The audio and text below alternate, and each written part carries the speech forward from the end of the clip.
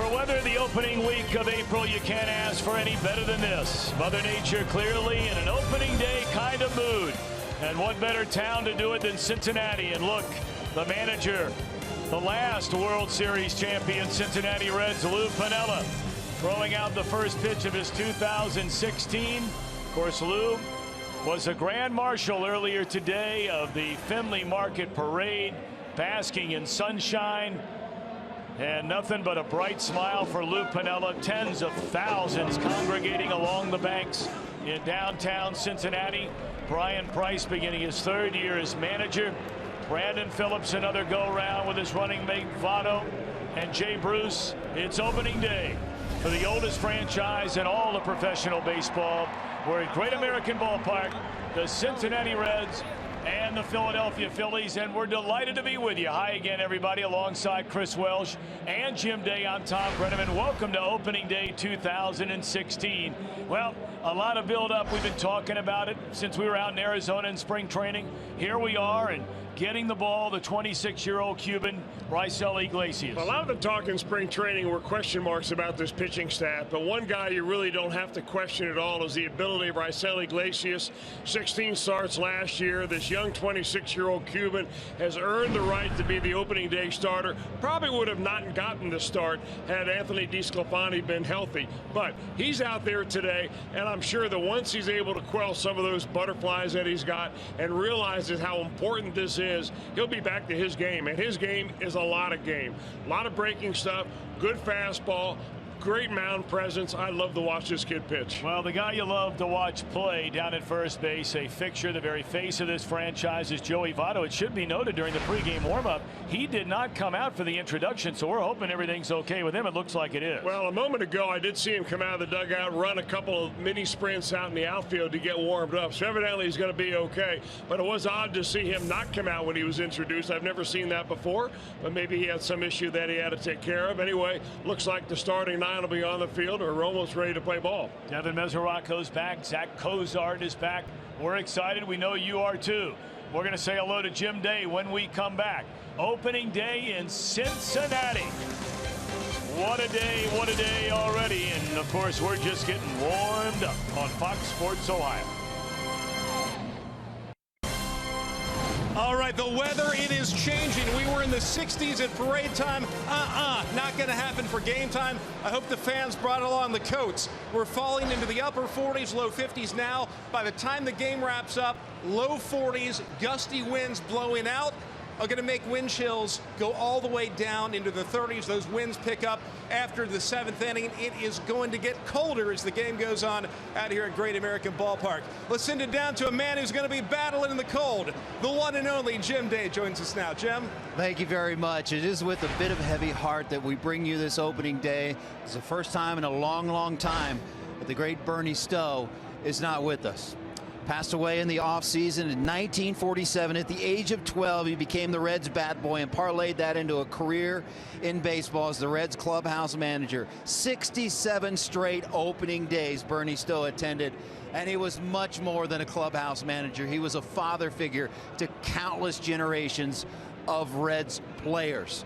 Bernie Stowe will be honored all season long. This is a Joey Votto jersey, and on the sleeve will be a Bernie Stowe patch that the Reds players will not only wear today, they will wear all season long. And speaking of the weather, there was supposed to be rain today. I have a feeling Bernie Stowe and Nuxie parted the clouds and had to do with keeping the rain away.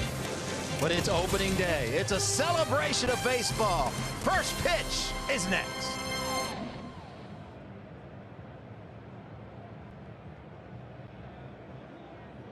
Cuba defecting in November of 2013. Now Raisel Iglesias sprints to the mound as the Reds opening day starter.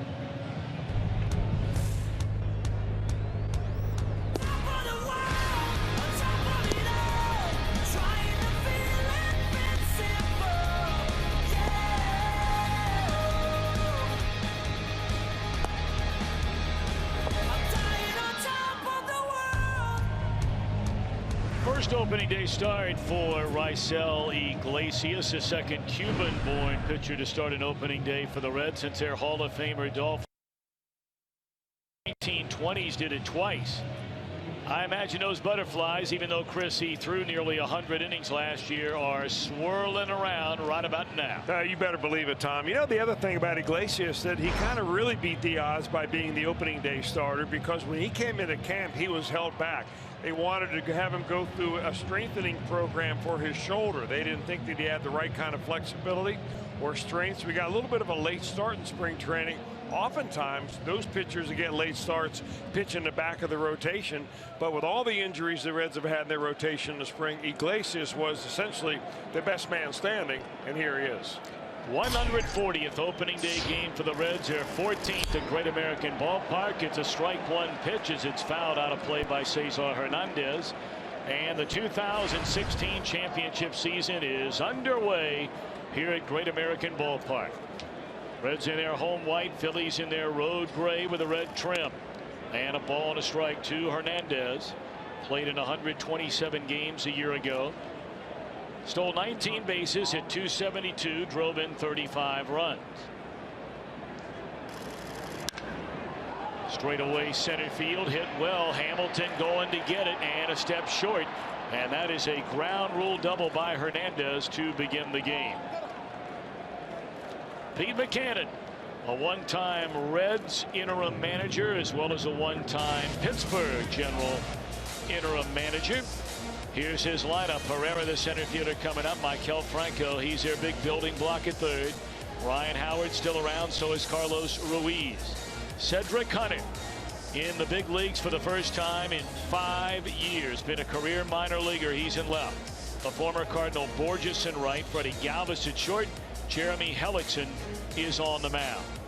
Will the Phillies play for an early run and ask Herrera to put down a bunt here in the opening inning? Not on the first pitch. Strike one. Interesting story, Herrera. He was a Rule 5 draft last year, and really in recent history, one of those Rule 5 draftees that worked out almost like none other.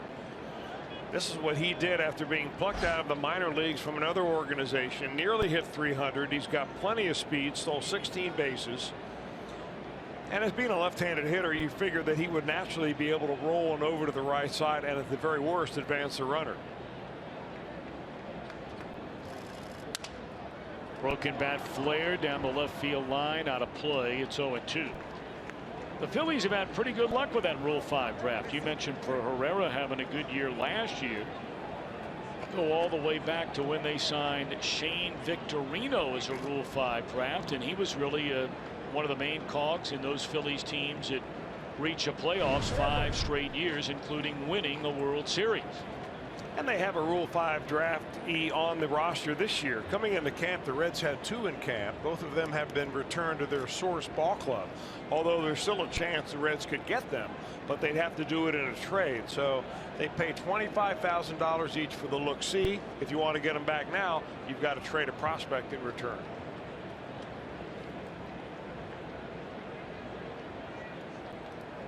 I remember Raisel Iglesias last year had a 3-start stretch where he fanned 10 or more. He could use his first strikeout this season, and barely getting a piece is Herrera, still 0-2. You know, the thing that will stand out in watching Raisel Iglesias is his command of that fastball, and he commands it from a lot of different arm angles, not just a guy that throws from one arm slot.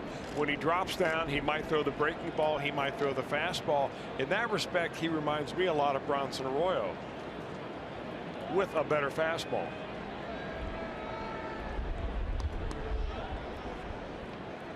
A double to begin the game by Hernandez. He's at second, nobody out, nothing in 2 on Herrera, and Iglesias to the plate, and another foul ball back to the screen.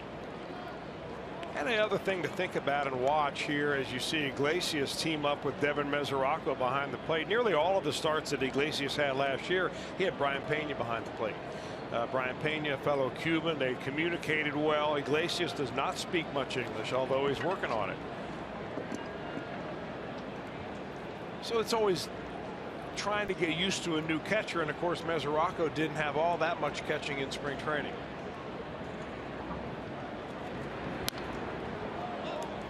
Four consecutive foul balls by Herrera, and it remains no balls and 2 strikes. And now Mesoraco going to come out. Suarez, who of course is fluent in both English and Spanish will come in case they need to fine-tune that communication.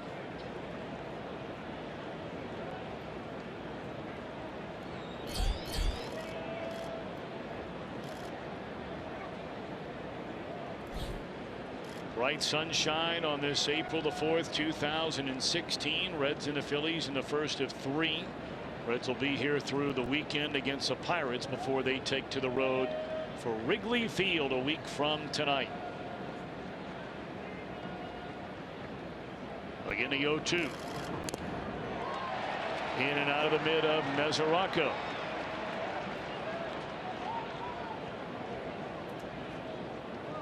Certainly Mesoraco's ability, how much will he be able to catch this year coming back from that surgically repaired hip? Devin playing in just 23 games all of last year, was scratched due to very cold and windy weather over the weekend in Indianapolis.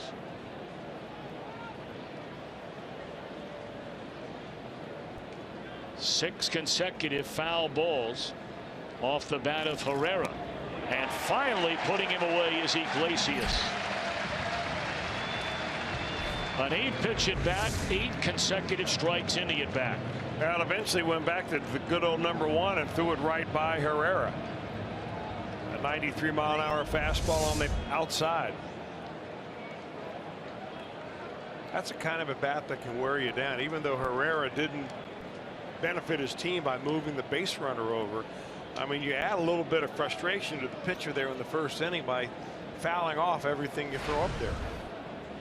Well, here's a young man the Phillies are very, very excited about. Maikel Franco, 23 years old, a native of the Dominican Republic. Looks at ball 1. Last year began the year in AAA, was called up on the 15th of May. In June, he had back-to-back 5 RBI games. First Philly to ever do that. Think about all the great sluggers they've had through their history. But then he fractured his wrist in mid-August. Played in 80 games. Had 85 hits, nearly 40 of them for extra bases. In the air, left center field, that's Duvall. Second out of the inning, so they decide not to play for the early run. And they put down a bunt. That makes it 1-0. Instead, 2 outs in the inning. The Reds on defense, presented by Ford. You just heard the name Duvall. His first ever opening day start in the big leagues. Billy Hamilton back in center. Jay Bruce in right. Votto, Phillips. Cozart returns at short, moving Suarez over to third. And Mesoraco a part of the batter with Iglesias. And here's Ryan Howard.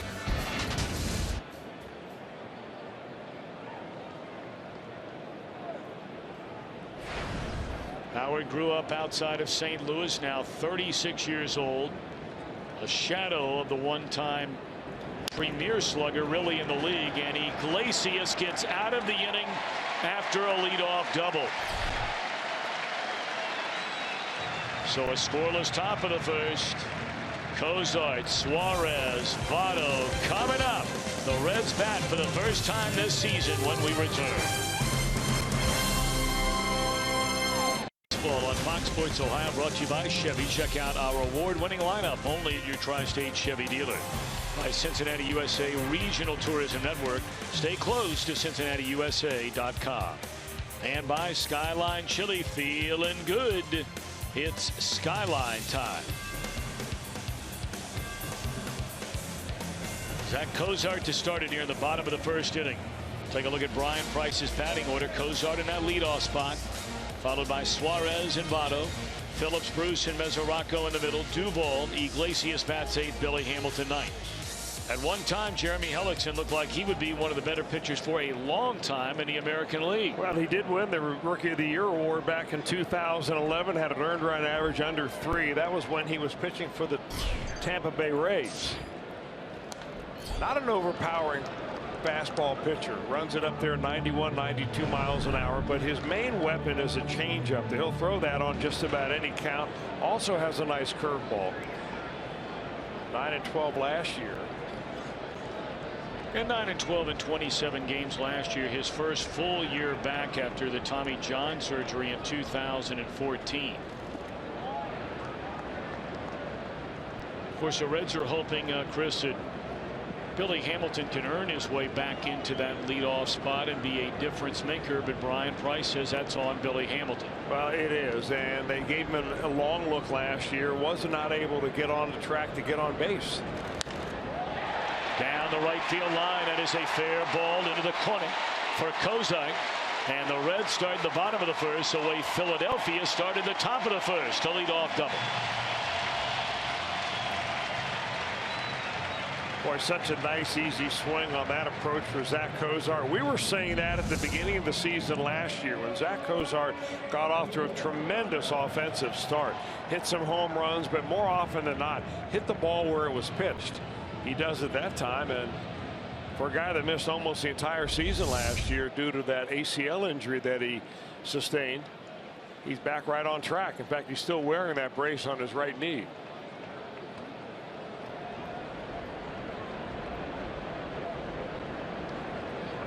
So now the third baseman, of course, big shoes to fill from the all-star slugger Todd Frazier, is the former shortstop Eugenio Suarez. He looks at a strike. 24 years young, native Venezuelan. Played in 97 games for the Reds last year and certainly was one of the real bright spots on this Reds team. Good block by Ruiz, a ball and a strike. You know, the more you see Suarez at the plate, the better you like him. He just looks like he's got great stage presence up there. The way he takes pitches, he doesn't lunge at him like he doesn't see him well. So he tells me that he sees the ball well, trying to get into a power slot every time, gets his foot down and gets loaded. It's a good looking young hitter. 13 home runs, 48 batted in those 97 games last year, spanning 372 at bats. 2 balls and a strike.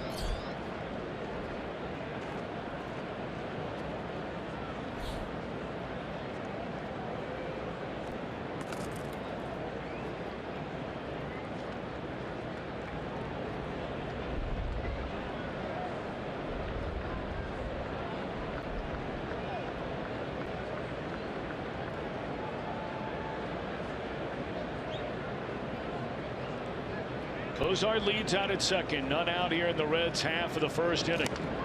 And a slow roller that will advance the runner. And dropped by Howard, and the Reds are on the board, lead it 1-0.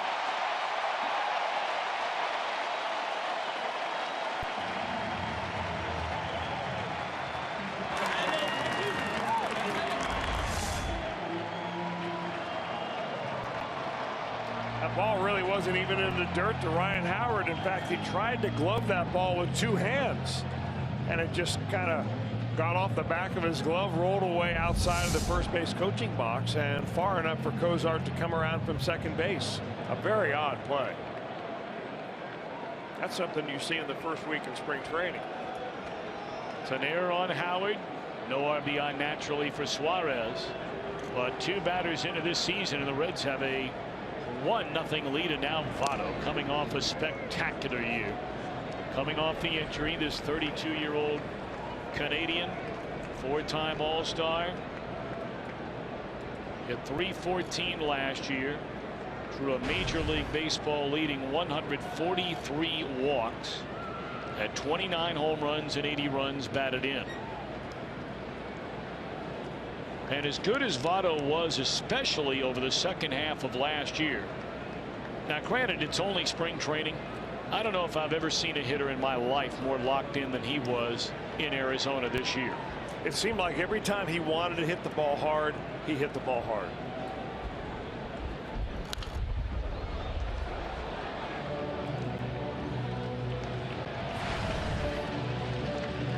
On base percentage, and nearly 43% of his trips to the plate. Hit over .450 did Votto. And remember that when you're a starter like Votto and you play in spring training, you're normally playing against other teams' major league pitching. If you play late in the game, you're facing a kid going back to Double-A. Great point. Votto was out of there by the 5th inning, facing all big league pitchers.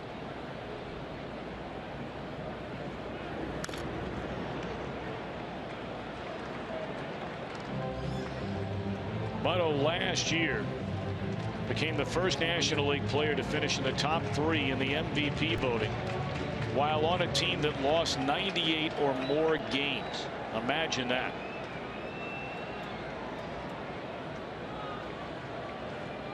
There have been last place teams, i.e. Andre Dawson of the Cubs, that still won an MVP award, but not to lose 98 or more.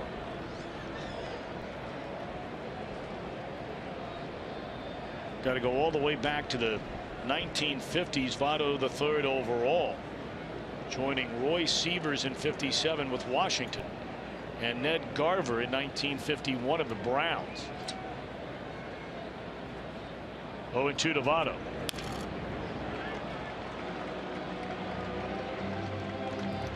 And Joey is our opening day steel power tool performer. Reds records last year: the walks, number of times on base, was on base incredibly 107 games, including 48 in a row, which tied Pete Rose for the franchise record.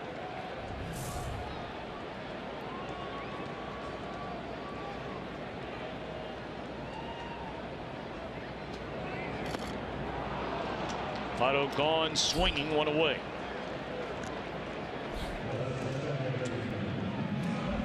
Votto had some unusual cuts in that at bat. I think that was a changeup that Hellickson threw right on the inner part of the plate. Rarely do you see a pitcher want to throw it right there, but Hellickson, if that's what that pitch was, it came in at 79 miles an hour, and it just kind of tied Votto up.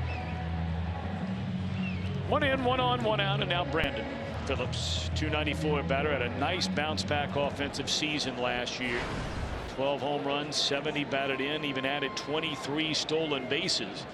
That was more than he had in the 3 years combined prior to 2015. Cue shot off the end of the bat, strike one.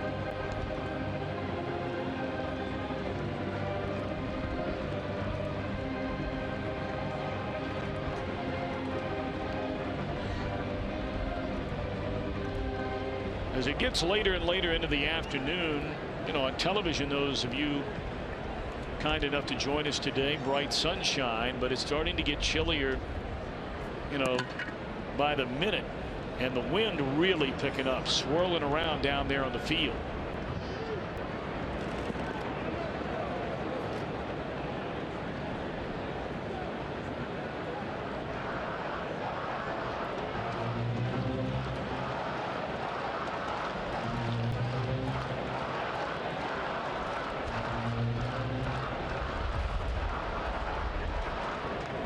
These two teams last year combined to lose nearly 200 games. The Reds lost 98. Philadelphia lost one more than that.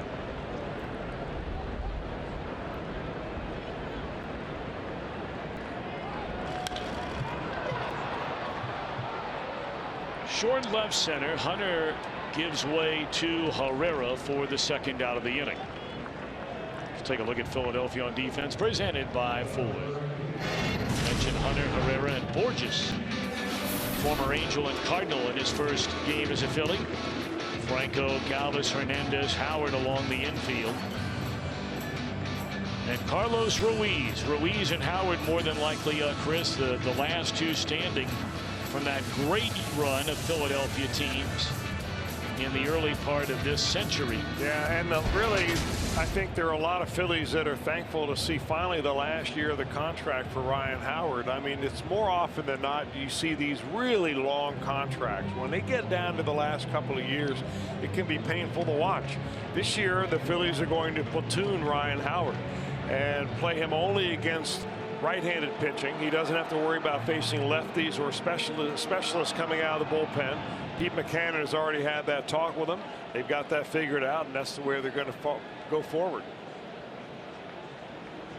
Boy, Father Time can be a cruel fella, because you think about all the incredible moments Ryan Howard has had as a Philadelphia Philly. He is truly one of the great players that has ever put on a Philadelphia Phillies uniform. He's in the top three in everything in the history of the franchise.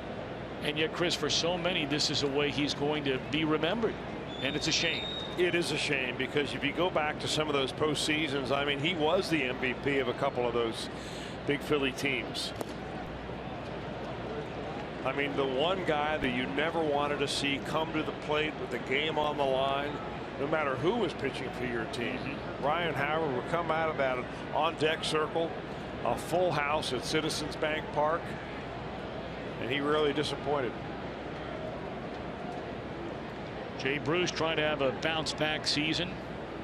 You know, some of the power numbers weren't bad last year, home runs, RBIs, that kind of thing. But overall, Bruce would be the first to tell you it was just a rough year. .226 batter, on base percentage at .294. Hit 26 home runs, drove in 87, and nearly 40 doubles. That's 2 years in a row where Bruce has said, that's not me. And I've got to be back to being the player I believe I am.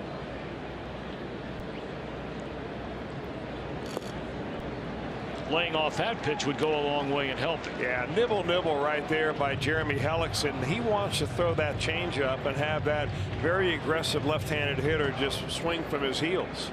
You lay off that pitch and you begin to get something that you can handle.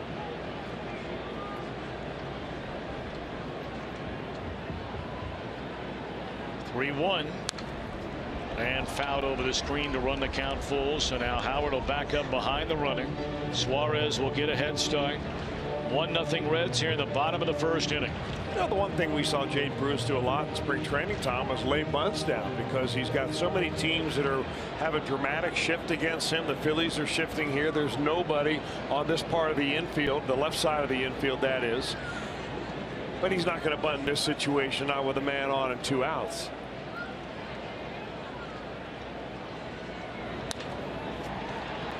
And that is the third baseman who cuts it off and throws out Bruce to end the inning. They take advantage of the Ryan Howard error.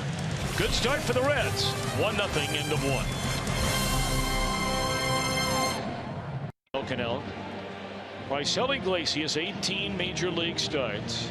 You go back over the last 17 seasons, and only 3 pitchers have made an opening day start with a fewer number of career starts than Iglesias.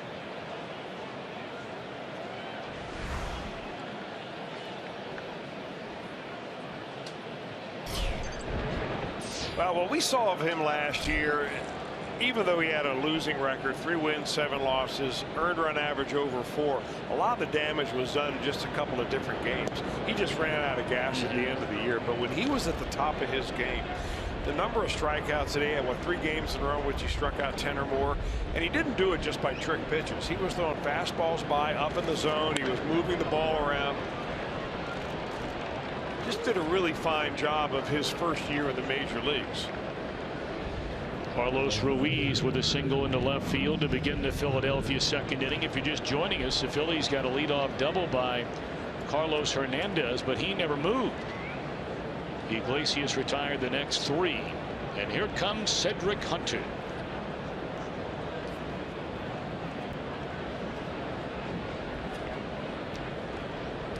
Hunter will be the first guy to tell you there is no luckier man on the planet than he. Nearly a career minor leaguer. He is playing in his first big league game, and he's played in all of 4 of them. 4 at bats back in 2011 with the San Diego Padres. Over 1,150 minor league games for Cedric Hunter. Good for him. Well, he was drafted by the Padres 2006, in the 3rd round. Came out of high school, Decatur, Georgia. And he came into camp really as a long shot at making this Phillies ball club. But he had a very good spring. The Phillies were looking for outfielders. And combined with the fact that he's a left-handed hitter, had a nice spring, and they'd had some injuries that opened up opportunities, and he was right man at the right spot. Phillies are an organization very much like the Reds in that this is a completely rebuilding process that they're going into. They have a lot of prospects. There are position prospects down in the minor leagues. Yeah, it's interesting with the Phillies, 8 of their top 10 prospects are position players. The Reds, 8 of their top 10 or pitchers. And many of those prospects from either of those teams have come recently to the organization in trades that the team has made, sending away star players like Cueto and Mike Leake and Aroldis Chapman and so on. Same for the Phillies. Breaking ball, a strike 3 called, and Hunter not sure about that. Bill Miller, the home plate umpire. Now all it's got to do is cross a sliver of the plate. And Miller's right on it. You know, oftentimes you see those umpires on the inside slot, right over the inside shoulder of the catcher. And they don't miss that pitch normally when it's right on the corner.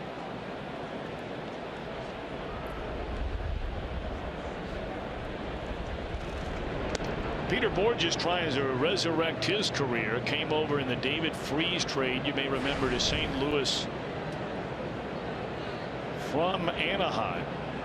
He had lost regular playing time there after an outstanding rookie year, but the Angels were bringing in free agent players left and right, and then they brought up one of their very own, some kid named Mike Trout, and that was it for Borges. Last year played in 117 games and only a 200 hitter. Well, he's a very good defensive player. One of the things the Phillies are emphasizing, they realize they don't have any sluggers in the organization ready to go with the big league, so they're going to emphasize defense. And that's why Borges is out there, because he's naturally a center fielder. Today he's playing right field, but I mean, they can cover some ground out there and give their pitchers as best a chance as possible to keep the score down.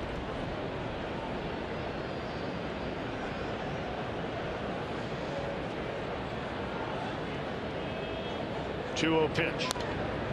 2-1. I know that the Reds are not exactly respecting the potential power of Peter Borges. If you look where Billy Hamilton is playing in center field, I mean, he is very shallow there.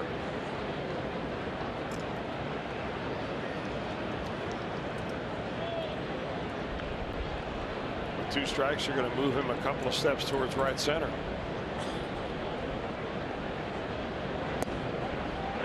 And now it's 2-2 on Burgess.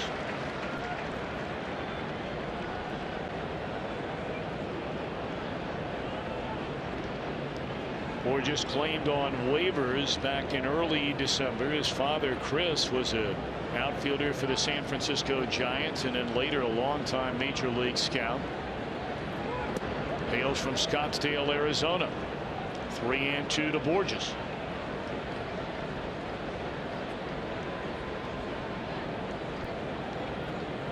Taking a look down to one-time Cincinnati Red, Juan Samuel, the third base coach, and Mickey Morandini, longtime major leaguer, is the Phillies coach at first.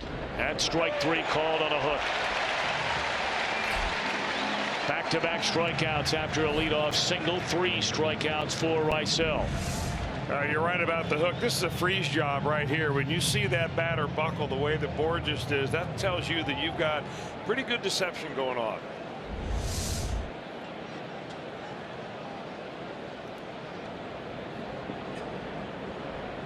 Now Freddie Galvis played in all but 11 games last year. 7 home runs, 50 batted in, a .263 batter, and it's strike 1.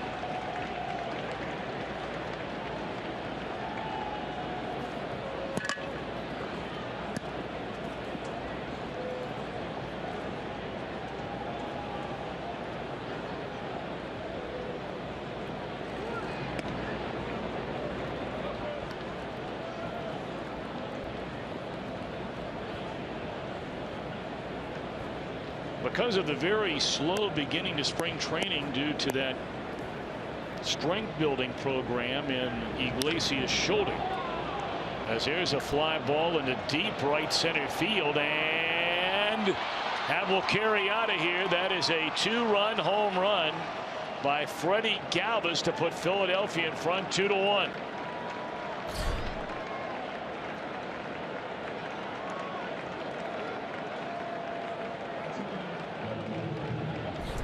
He hit 7 all of last season. And even on a cold day, the ball carrying pretty well here at Great American Ballpark. A little bit of a changeup going down and away, hung it higher than he wanted it, and Galvis got the fat part of the bat on it. Boy, that front row. There's more than one pitcher that has taken the mound here on both teams at Great American Park, saying if they could just move that fence back one more row. That's why it was incredible through the years what Johnny Cueto was able to do in this ballpark year after year after year. Pitch as well as he did, and for a very short amount of time the same held true for Matt Latos. I mean, two guys who were virtually unbeatable in this ballpark with an ERA in the twos.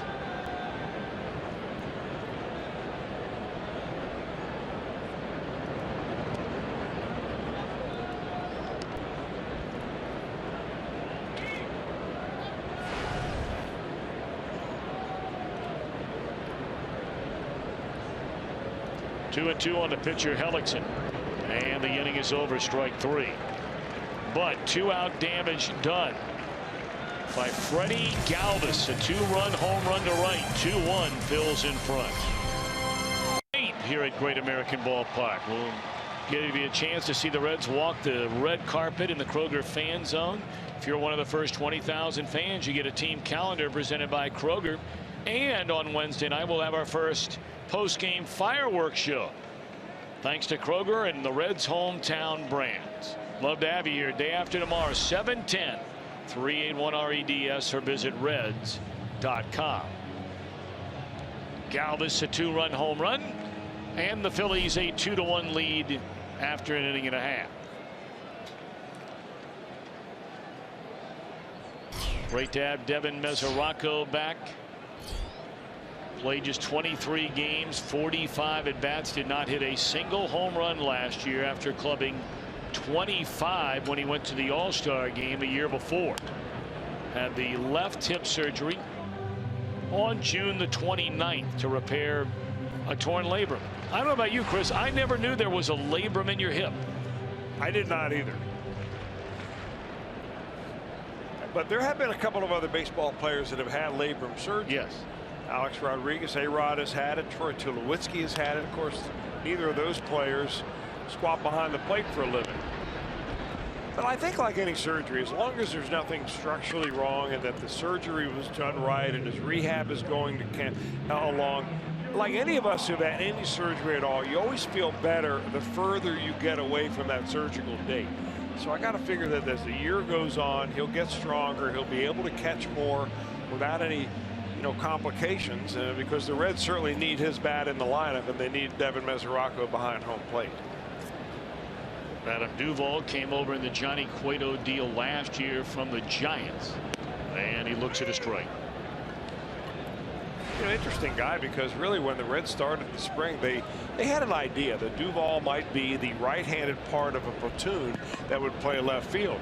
Of course, against a right-handed pitcher, most of the time you're going to see a left-handed hitter. That would probably be Scott Schebler.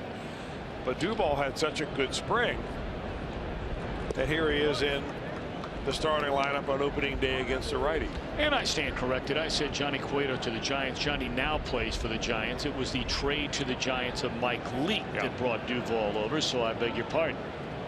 Lots to keep up with. Stay on it.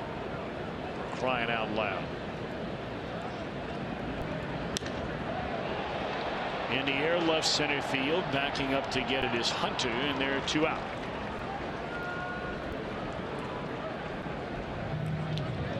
Brian Price last year, like a number of other managers, played the strategy of batting his pitcher 8th with Billy Hamilton today, and in many cases last year in the 9 holes. So Iglesias, a batter with 2 down and none on. And there's really more than one reason why Brian decided to do this year with Billy Hamilton right now.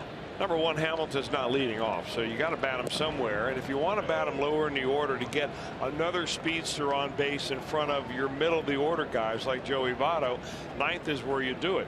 But if you bat him 8th, then sometimes a pitcher comes up, and Hamilton is such a base stealing threat.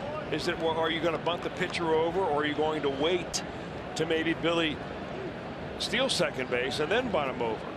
And then if he gets thrown out, and now you've got the pitcher leading the inning off if you have 2 outs. So there's a lot of reasons why you want to keep Hamilton out of the 8th hole And that's where they're going to bat him in the 9th hole. Back to the mound. It's a 1-2-3 inning for Jeremy Hellickson. We played 2 on opening day, 2-1 Philadelphia. 16 on Fox Sports Ohio. I'm Jim Day. You know, most people didn't expect Jay Bruce to be manning right field right now for the Reds. It was an offseason filled with not only trade rumors, but trades that seemingly were done only to fall apart. It's been a tough situation. It went clear through spring training and now into today. I talked to Jay about the situation. The Reds have meant so much to me in my career. They've been everything. I mean, as far as my baseball career goes, you know, and for me to have made it through, you know, everything as far as the trade rumors and stuff go, you know, regardless of why it didn't happen or it hasn't happened, is completely out of my control. And what's in my control is, you know, standing here in this locker room with these 25 or 24 other guys. And Tom and Chris, you've been around the game a long time. You've seen similar situations and guys handle it in different ways. I've never seen a guy handle it so well, and he's got more on his plate. His wife Hannah is in Houston expecting the birth of their son, so he is awaiting that call as well. A lot on his mind, but he has handled it in a first-class manner. Well, Jimmy, you bring up a great point. I mean, you know, Jay Bruce, and then look, we watched this young man grow up. I mean, he was barely out of his teenage years when they brought him to the major leagues, and now he's yesterday turned 29 years old, 2-time All-Star, but he has always been through the ups and downs, and he has very much had an up and down career. I don't mean year by year, but more like month by month. Never ducks the questions, never walks away from a bad game, never hides in the training room after one of those games you'd like to forget all about. He is just an outstanding young man, and you'd love to see him play well for however long it is he wears the Reds uniform, or for anybody else for that matter, if he ends up being traded. Hey, by the way, Jim, before the inning came to an end, I noticed, and we talk all the time about the unique relationship you've built through the years with so many of these Reds players, Joey Votto, Brandon Phillips, so many others. But I saw that that Billy Hamilton came over to you when he came out of the dugout to walk into the on-deck circle, threw his arm around you and said something to you down there. Anything that you care to divulge? Well, I hope he doesn't care that I say this, but he said, it's on this year. This is my year. I'm going to do it, Jim Day. And patted me on the back and went to the batting circle. So let's hope that confidence carries over. Yes, indeed. And you can blame me if you know, if he is bothered that we shared that on the air. I threw you on the spot. You didn't know I was going to come down to you and ask you that. So you can kick me in front of the bus as you would do anyway. At any opportunity, if it presents itself. Wouldn't have it any other way. A leadoff single by Hernandez, his second hit. He had a double to lead off the game and did not score. Now, a couple of throwovers already by Iglesias there with Hernandez on first. He swiped 19 last year. So he's definitely a threat, as is the guy in the batter's box right now. They've got some speed at the top of the lineup.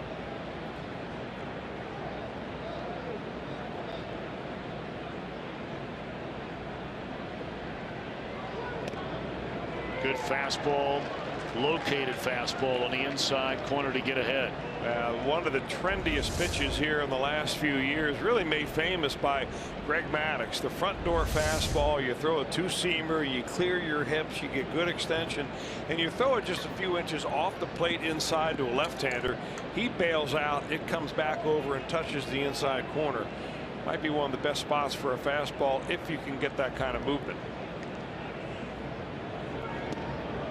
Well, he tried to come in there again. I don't know how he missed it. Neither does Herrera. In fact, I think that came so close he was limping. I thought it did hit him from up here, but he's not arguing about it. Neither is Pete McCannon.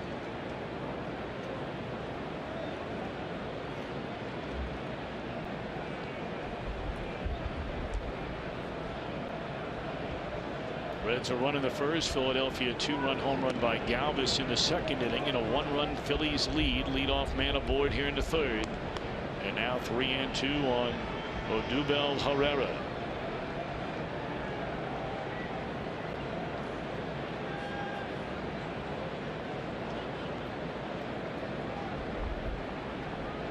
Gotta believe they'll start Hernandez. He had 19 steals a year ago.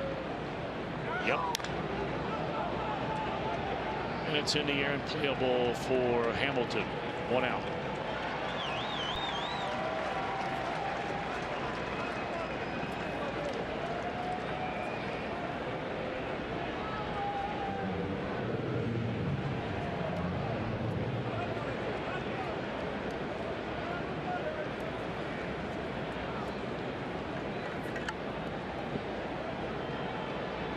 Franco was signed in 2010 for $100,000 and hit a total of 19 home runs his first 3 seasons of professional baseball. Of course, he was a teenager.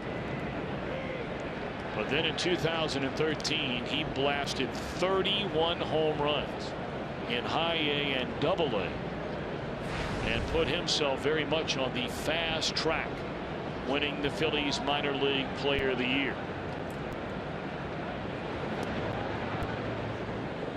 Well, if you watch him hit, the first thing you notice, even watching in batting practice, he's got explosive power. The ball really jumps off his bat.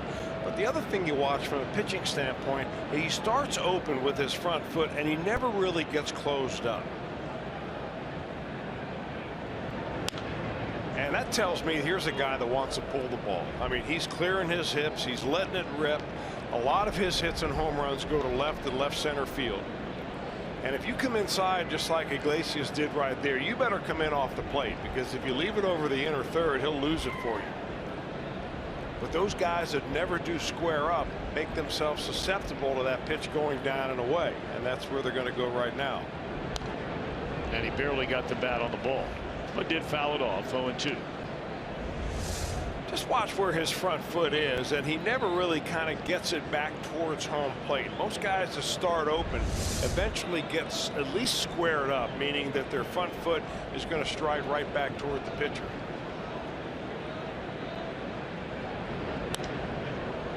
Served into center field. That'll be a base hit. Didn't get it far enough outside from Franco, and they're 2 on with 1 out in the Philadelphia third. 5 hits now for the Phillies, and Howard coming up. Well, you may say, well, it was a pretty good pitch that he hit, and it was. It probably wasn't even a strike, but he's figuring that Iglesias is going to go right back to that same spot and just got it up maybe a little bit too much.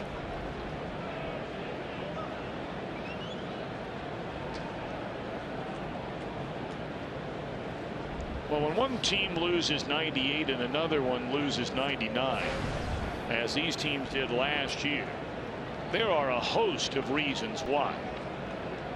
And one of the reasons for each of these teams had to do with being able to get a hit with runners in scoring position. The Reds hit .217. That was the worst in all of baseball. Phillies weren't much better. 5th worst. Their mark was .244. That Reds number was the worst since the 1988 Baltimore Orioles over the course of an entire year. 0-2 on Howard. Sometimes it's not how many hits you get, it's when you get them. For sure. You know, the one thing that you do benefit, though, when you lose close to 100 games, the Phillies are going to pick first in the amateur draft here come June. The Reds will pick second.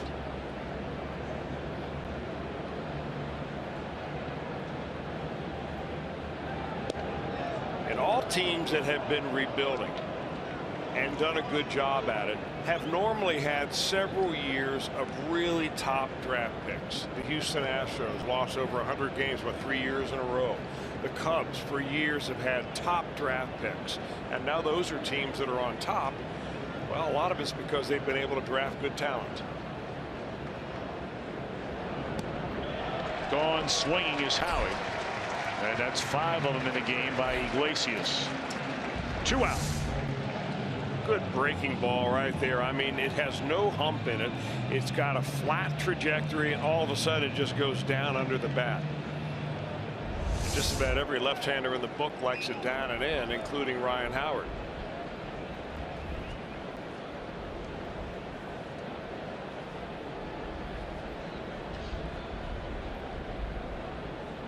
So now Carlos Ruiz, he singled his first time up, and he scored on the 2-out 2-run home run to give the Phillies the lead by Galvis in the second.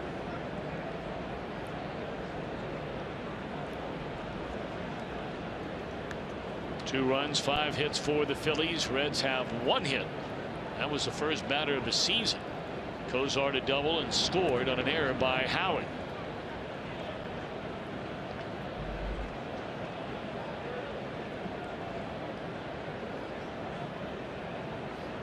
'14th opening day here at Great American Ballpark. As many of you know, the Reds are professional baseball's oldest franchise. The 140th opening day game for the Cincinnati Reds.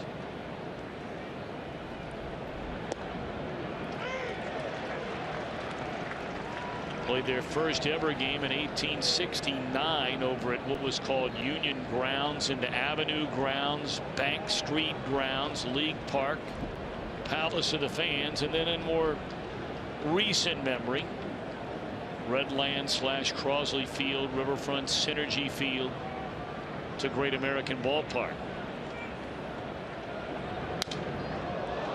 Broken bat, fouled out of play.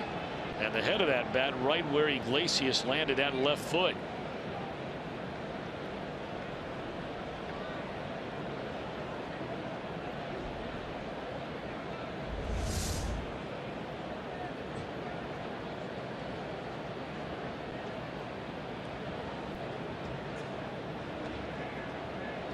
Well, that ball was on the outer third of the plate, yet it jammed the hitter. It just goes to show you how much Carlos Ruiz was thinking about taking that ball to right field.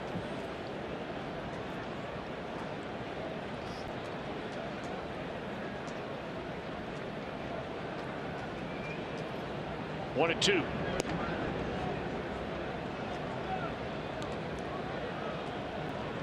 Starting to talk before the home run by Galvis the last inning that because of the slow start to spring training, Iglesias did not pitch much during the spring. His longest outing was 3 innings in a regular game. But Brian Price was not in any way, shape, or form worried about Iglesias going into this start. And this should end the 3rd inning. Duvall coming in. And that sack. Phillies get a couple of hits. Reds will bat with Hamilton to start it in the 3rd, trailing 2-1. Only T-Mobile customers can get a free season-long subscription to MLB.TV Premium. How about that? Go to T-Mobile.com/MLB, sign up now, and catch every moment on America's fastest-growing LTE network. Now that's a deal. Looking around, sold out Great American Ballpark. Right up the line from where Billy Hamilton will start things with the Reds behind 2-1 against Jeremy Hellickson and the Phillies. It's a very, very important year for Billy Hamilton, certainly as far as his future with the Reds is concerned. Such high hopes when he came up 2 years ago. We've seen flashes of game-changing talent from Hamilton, but at the end of the day, for this 25-year-old, it's time to try and put it all together, get on base, and utilize such incredible God-given speed. Hit .250, but only a .292 on base percentage 2 years ago. Last year, that number dropped all the way to .226 and an on-base percentage of .274. So really the question is, what is an acceptable on-base percentage for Billy Hamilton? Is it right at 300? Does it have to be a tick above that? Or do you need something like, 320 or 330?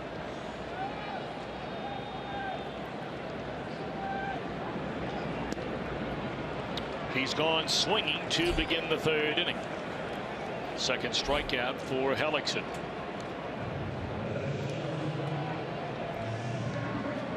So now the only Red with a base hit so far, and that's Zach Cozart. He doubled down the right field line and scored on the error by Ryan Howard in the opening inning.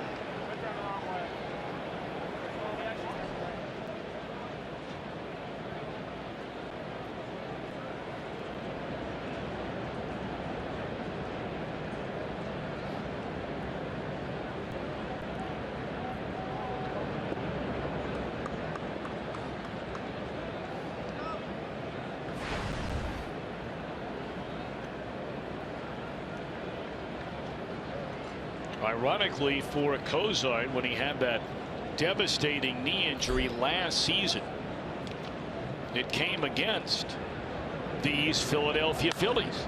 And now he's 2 for 2 on opening day with a single into right. I'll take a whole bunch of swings like that from Zach Cozart. I mean, really committing to letting the ball travel deep, hitting it almost out of the catcher's glove right there, and the ball up in the air and up in the strike zone, that is, and a lot easier to get it into right field.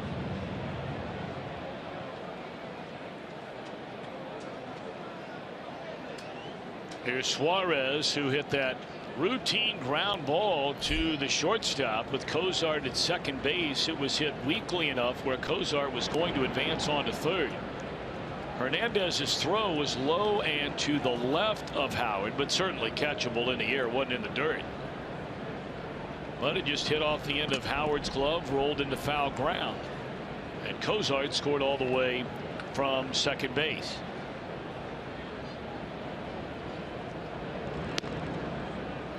Ball one.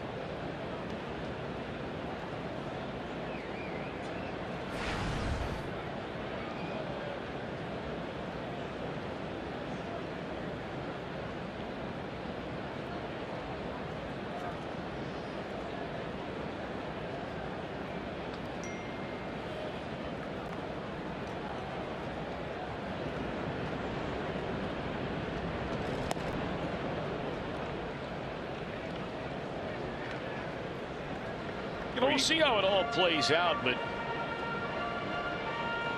you know, Hellickson might turn out to be a pretty shrewd pickup for these Philadelphia Phillies if he can get back to being that pitcher who came up with Tampa Bay. I mean, pitching in that division for 3 straight years. This guy was really good for the Rays. Really good. You mentioned the Rookie of the Year, but you look inside some of the numbers. 13-10, 2.9 ERA, 10-11 ERA, barely over 3. Won 12 games. The ERA went significantly higher the third year. But last year was the first full season back from the Tommy John injury in 2014.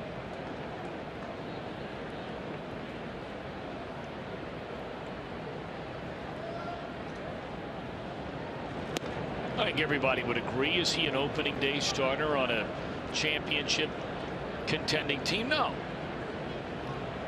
But considering, you know, the Phillies gave up a minor league player in Sam McWilliams to get him in November from Arizona, you're not given a whole lot, and who knows what the upside might be.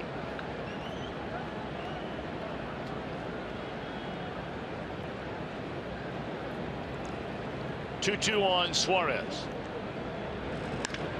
Double play ball. Took a high hop. How about the play at shortstop? Freddie Galvis, a home run of the game. And lucky to keep the teeth intact after this bad hop.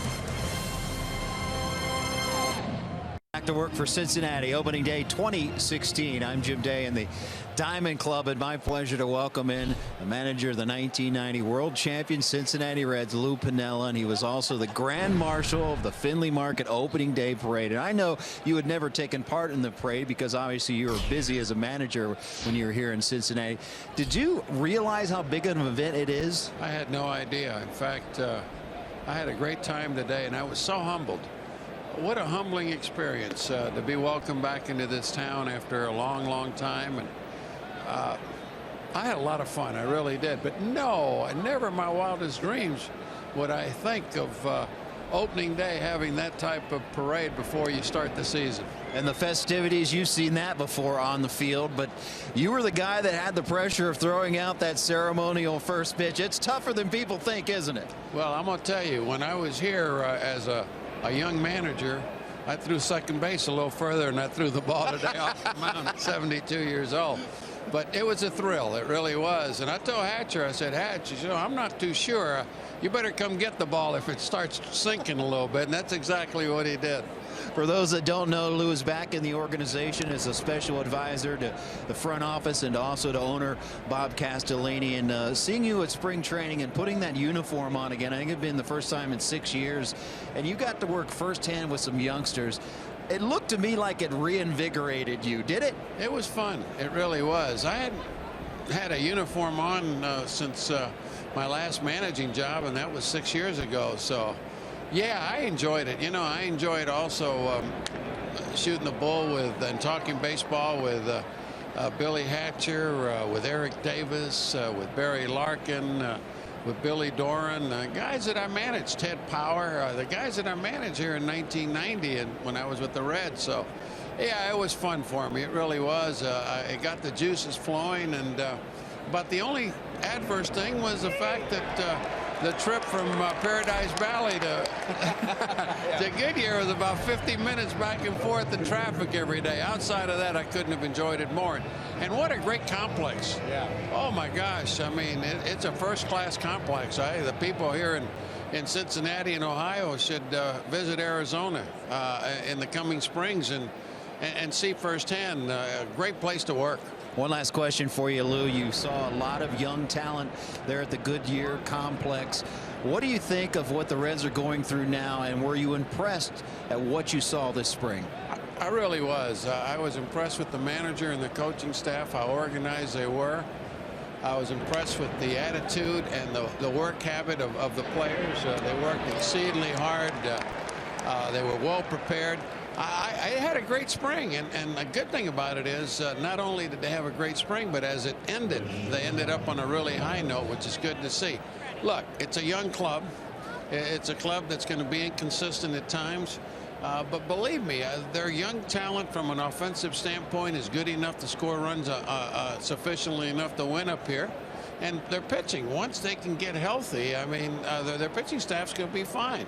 So I look forward to a team that hopefully can start around 500 for the first month or so of the season, and then from then get better and progress as the season goes on. Lou, great to have you back. Thanks for your time. Thank you so much. That is Lou Piniella, guys, beloved here in Reds country. Well, he's beloved in a lot of places. I mean, I don't know anywhere where Lou Piniella has ever gone where almost every single person that had the chance to be around him doesn't come away saying, man, what a guy. You're right. What a guy. So much fun. And what a baseball life he has lived. And what a fourth inning for Mr. Iglesias. To the warning track, a 1-2-3 inning. Sweet Lou back in Cincinnati Red, looking good.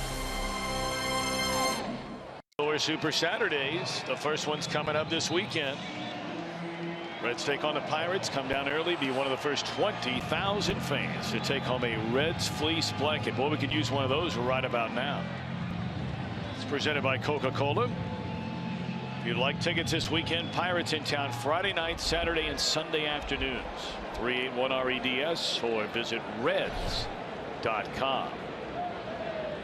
Well, here's Joey Votto, 3-4-5 in the order. Reds down a run. Votto fooled badly on a changeup his first time up, struck out swinging. It's a first pitch fastball here, followed by Brandon Phillips and then Jay Bruce.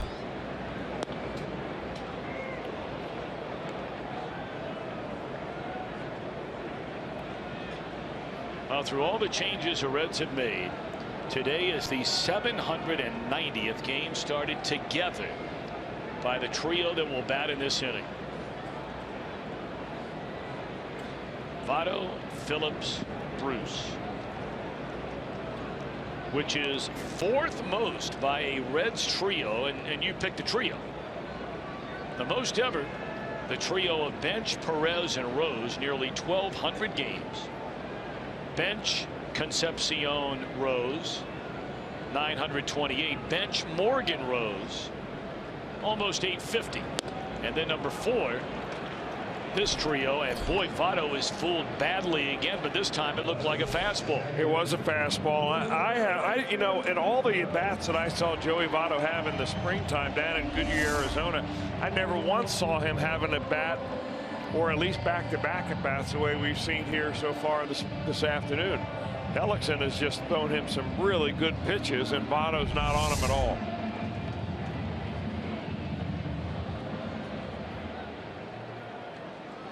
So here's Brandon. He flied out to Herrera, the center fielder, his only time up. Reds have 2 hits, one by Cozart, both by Cozart.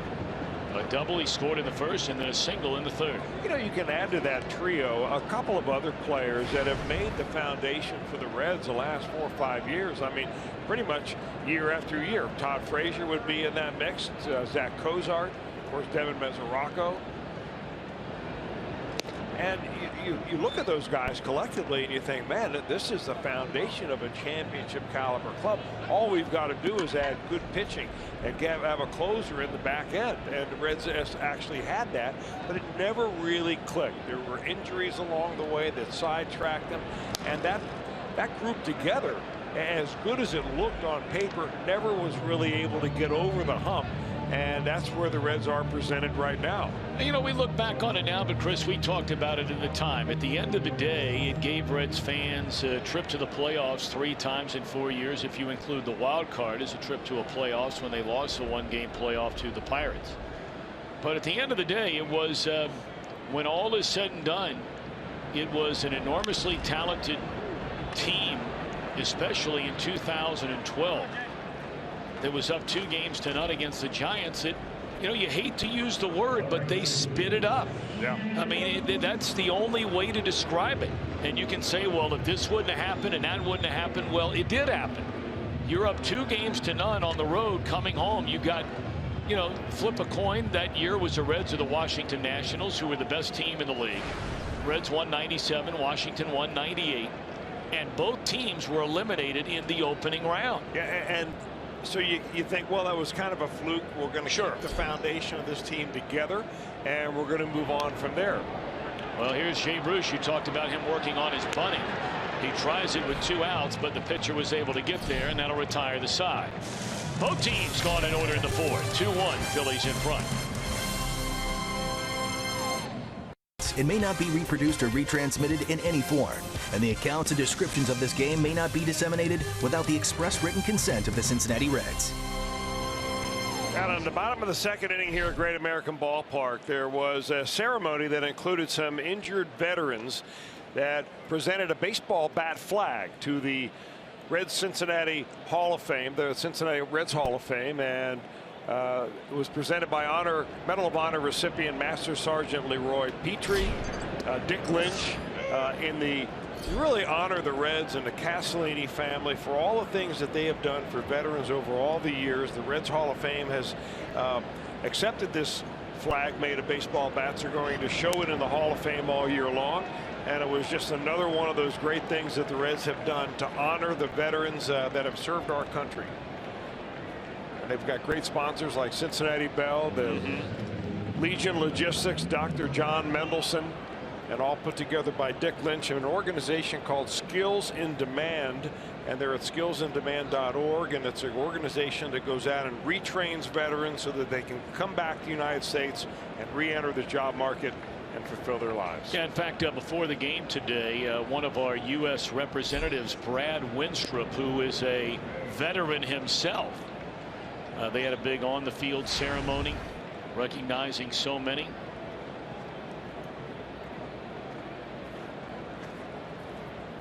Well, I tell you what, the Castellini family, they're not alone. I don't want to make it sound like Bob and Susie Castellini are the only people doing things to help so many in our area, because there are many of you out there. Hundreds of thousands of you out there. No matter how big, how small, whatever it is, you're making a difference. The Castellinis will be honored. One of the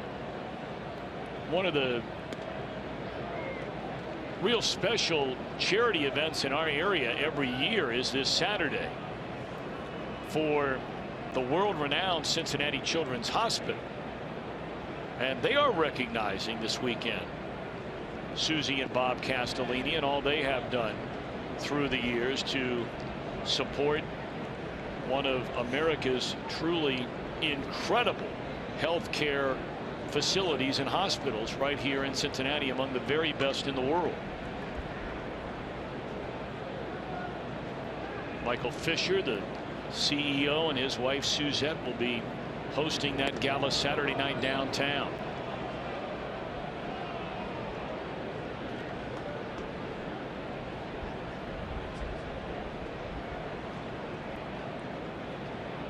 And of course, as we've done it for a number of years, we always say hello to those that are watching over at Cincinnati Children's Hospital today.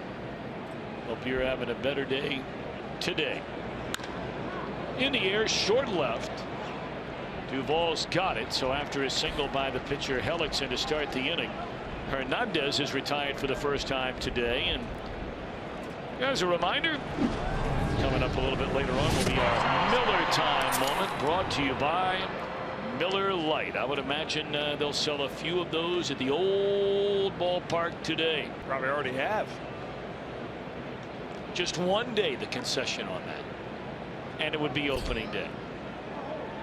That'd be a good day to pick. A very good day. Or along the banks before the game. World Series day wouldn't be a bad day. That would not be a bad day either.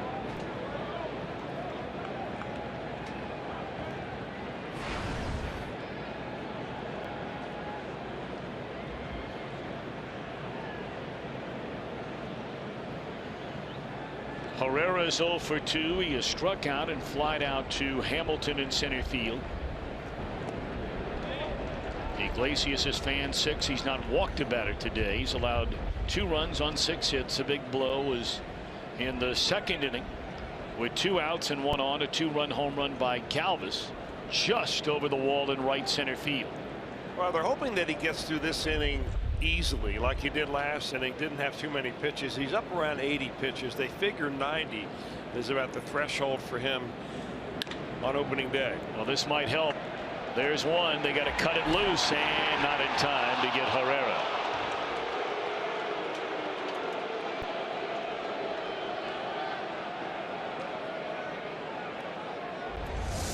Yeah, it looked like a double play all the way. We mentioned earlier how Herrera can really run, and not a slide down there at the other end by Hellickson.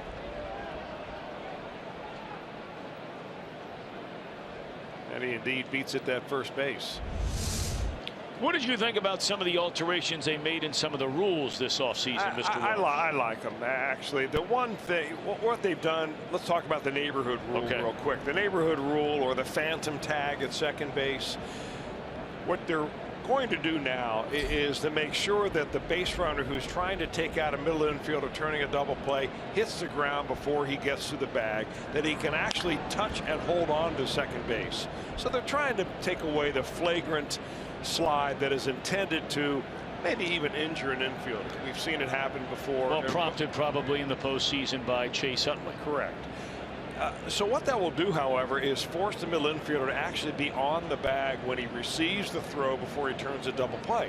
No more is there a phantom tag or you're just in the neighborhood of second base. And it's going to cause a lot, I think, of managers to ask for a review of that play, because a lot of those are bang plays. Was his foot on the bag or was it not on the bag? Did he get rid of it before he touched the bag, and so on? And I think we're going to see a lot of that. But the good news is I think you're going to see a reduced number of injuries at second base. I like that play. I like I like what they've done at home plate. A lot of people think that's still controversial about not being able to bowl over the catcher and so on. But it's one of those things that I think if you can reduce injuries in baseball, that's a good thing. Well, we were just talking about reducing injuries. It looked like Devin Mesoraco was shaken up on this follow through by Franco. Yep, got him right in the side of the head, up under his mask. That may have even made wood on cheek contact there. Well, they're probably checking for a contusion. I mean, he's a tough guy, and he's about as tough as they come anywhere. But the side of your head was not made to take a a direct blow from a baseball bat. He hasn't rubbed it yet.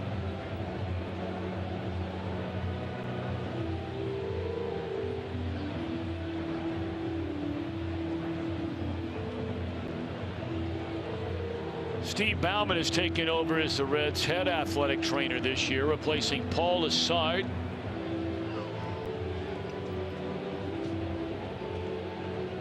Paul Assard went on to take the same job with the Washington Nationals. Rejoining Dusty Baker.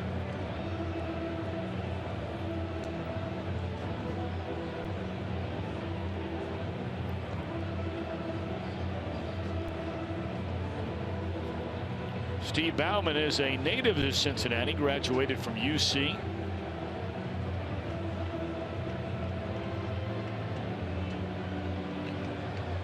Let's take a look at this real live speed. Oh boy, you can hear it.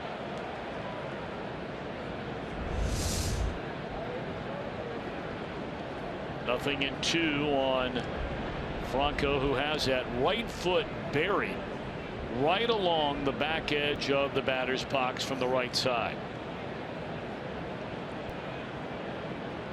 Well, as long as any part of your foot is in contact with the line, Major League rules say that you're in the batter's box. Gone swinging Franco, and that'll do it. So Iglesias right around that 80 pitch mark. 1 hit, 1 left. Reds need to get to work on offense, down a run. In Cincinnati, this day started with mostly sunny skies. Clouds have rolled in and temperatures have really dropped off of the right around 62-degree mark at its warmest point today. And the Reds bats have been chilled thus far by Jeremy Hellickson. Only one Reds player has hit the ball sharply, for that matter. Both hits belong to Zach Kozar. A double in the first, scored a run on a Ryan Howard error. Freddie Galvis hit a 2-run home run for the Phillies to give them this lead.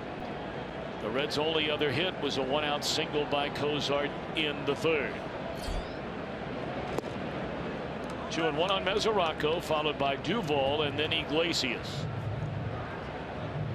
No action in the Reds bullpen as we're in the bottom of the 5th.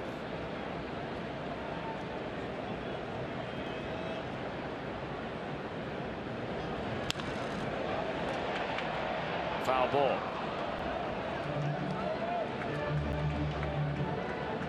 Mentioned Mesoraco went to the All-Star game in 2014. That's where he joined Johnny Bench as the only catchers in Reds history to hit 25 or more home runs, drive in 80 or more runs in a single season. And then last year, the hip surgery, played in just the 23 games. Didn't miss by much. 3-2.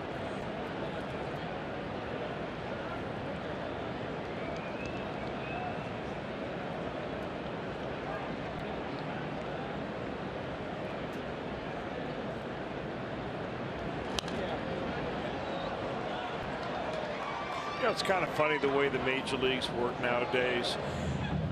It's really hard to get signed as a pitcher if you're not throwing in faster than 92 or 93 miles an hour. If you're a high school kid, you throw 90, you've got a chance to be drafted.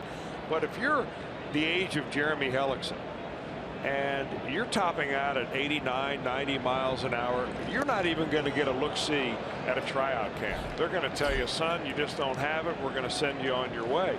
But here's Jeremy Hellickson, opening day pitcher for the Phillies, really working with what he's got and getting the hitters off balance, which is really ultimately what it's all about. You saw the swing and miss and the thrown bat by Mesoraco there on a strikeout. He's mixed up Joey Votto, one of the best hitters in the game, in 2 consecutive at bats. And here's a guy that, really not throwing all that hard. So sometimes, you get guys like this who are overlooked. And I keep going back to the comment that you made earlier about how he may be a real good, kind of a diamond in the rough type of signing for the Phillies.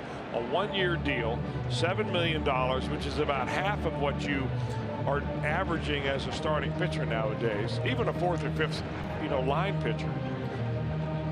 And he's working on a 2-hitter here in the bottom of the 5th inning.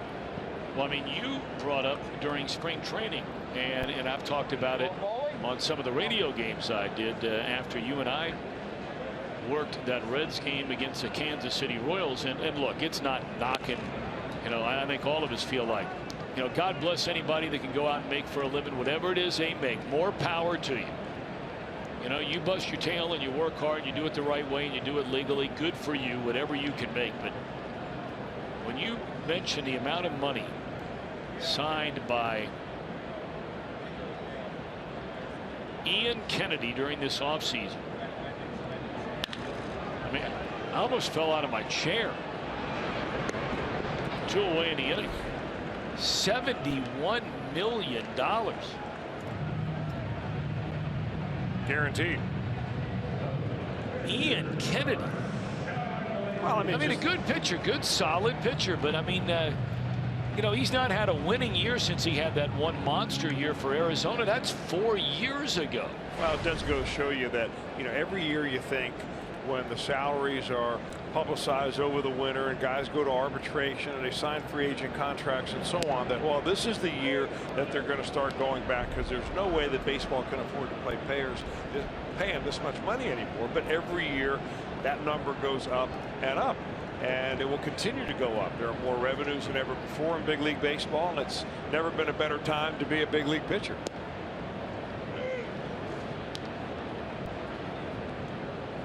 Strike one on Iglesias. He hit the ball sharply. A one-hopper glove by Helix in his first time up.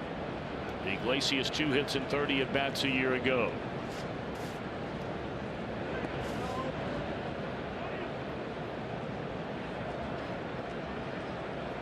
Reds only 3 base runners through the front 4 2/3, and 2 of the 3 were the first 2 batters of the game on a double and an error.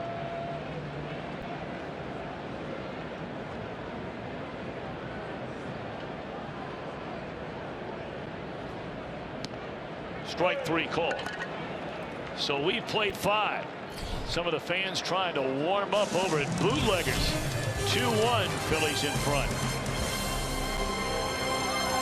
All on Fox Sports Ohio, brought to you by your local Ford dealer. Ford, go further. And by Cincinnati Children's Hospital, ranking 3rd in the country on the U.S. News and World Report's best children's hospitals in America. Coming up Wednesday night, Fox Sports Ohio has a special ticket offer that is only good during this game today. So make sure that you are tuned in Wednesday's game against the Phillies to find out about a great deal for upcoming Reds tickets. So that'll come your way opening night, we call it here. Opening day today, opening night Wednesday night. Reds and the Phils.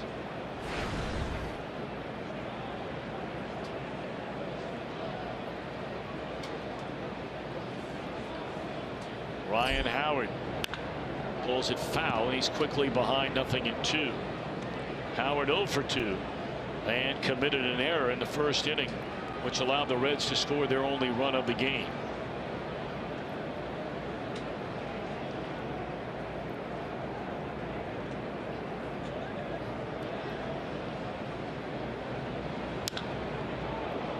Hooked hard, but right at Jay Bruce into right, and Howard retired, 1 out.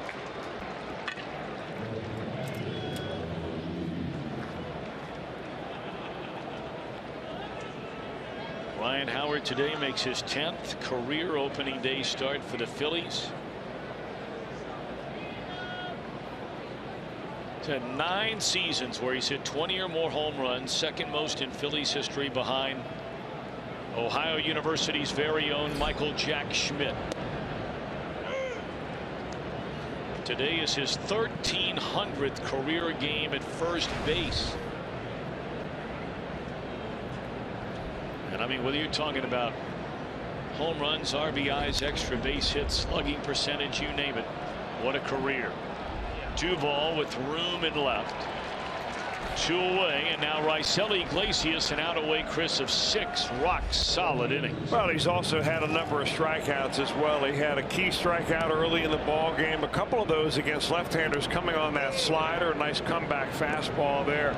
He's had a good game. I mean, he's only made one mistake pitch, and that was a ball that was hit into the first row in the right field seats for the 2-run homer. The only 2 runs the Phillies have gotten. Has not walked the batter.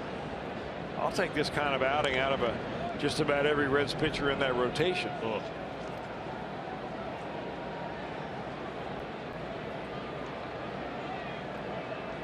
You had to figure coming into this game that, you know, especially with Iglesias not having had all that much spring training innings to build up his arm strength, that it'll be a bullpen game, and if the Reds could get him through 6, that would be wonderful, and that's exactly what he has given them.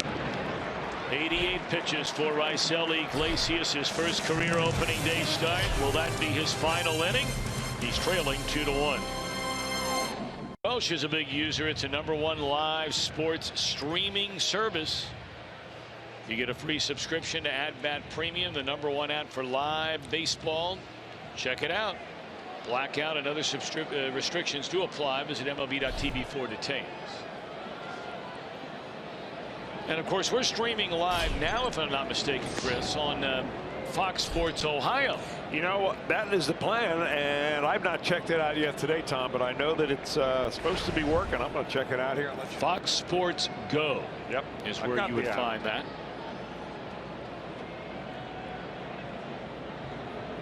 All right, let's see if the Reds can make it happen here. Billy Hamilton the bunt, but I mean, look, teams are going to expect it. And Franco all over it. Throws out Hamilton to begin the bottom of the 6th inning. Well, you ask yourself the question, really, bottom line, an out is an out. So what's the difference between an attempted bunt where the fielder makes the play or a ground ball where you swing away and the fielder makes the play? What you don't want to see Billy Hamilton do is to bunt like that and then get discouraged from trying it again just because he didn't lay down a perfect bunt. Cozart has the only 2 Reds hits today against Jeremy Hellickson. A double to right, a single to right. He looks at a strike. And my oh my, has Hellickson been efficient. He's fanned 5, not walked a batter. In fact, there has not been a single walk by either pitcher in this game today. 68th pitch, grounded foul to get ahead of Cozart at 0-2.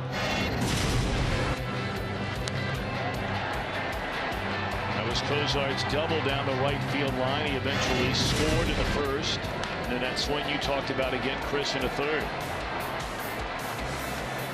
I mean, that's just a nice, relaxed approach, not trying to do too much. Hellickson not giving him that high fastball to take the right field. He's trying to keep that little knuckle curve on him.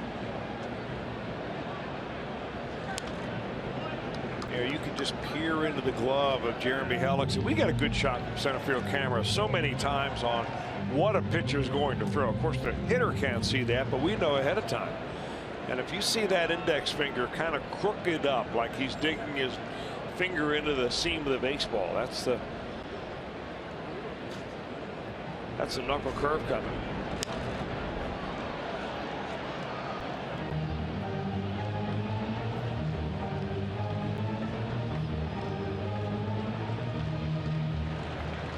Reds scored in the 1st inning if you're just getting back from work.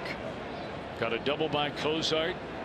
He scored on an error by the Philadelphia first baseman Ryan Howard, but it was a short-lived lead. 2-run home run in the 2nd by Galvis, and that's all the scoring. 2-1 with the Reds batting in the 6th. Did you say get home from work? Who works on opening day? Well, somebody in this world is working today. Somebody. In the world, yes, but in Cincinnati, no. He should be no. He might be. And Cozart is 3 for 3, and this is another extra base hit. Boy, what a start for Cozart. Missed the final 4 months of last season with that knee injury. Good for him. Couldn't feel happier for Zach Cozart. He's worked so hard to get back. And he didn't realize when he came into spring training he was going to be batting in the leadoff spot here on opening day. He's accounted for every bit of the Reds offense. That's a tying run out there at second base here in the 6th inning, and here comes a Eugenio Suarez. 0 for 2 is reached on an error and grounded into a double play. Hit the ball hard his last time up. And man, it took a wicked bounce, but played beautifully by Galvis at shortstop to start the double play. In the air, right field. Advancing on to third, Cozart, 2 out. Votto coming up, and if he or any Red, it's a home run. Off our Toyota side, way out there in right center between the tall stacks. Sally Barnhart from Montgomery will win that beautiful new Tundra on display each and every day here at the ballpark. And you can register to win at an upcoming game. Stop by your Cincinnati and/or Northern Kentucky Toyota dealers. Front row, upper deck, just to the third base side of home. Hoping Joey Votto can at the minimum tie it up, if not give the Reds a lead. Votto has struck out in each of his first 2 times up.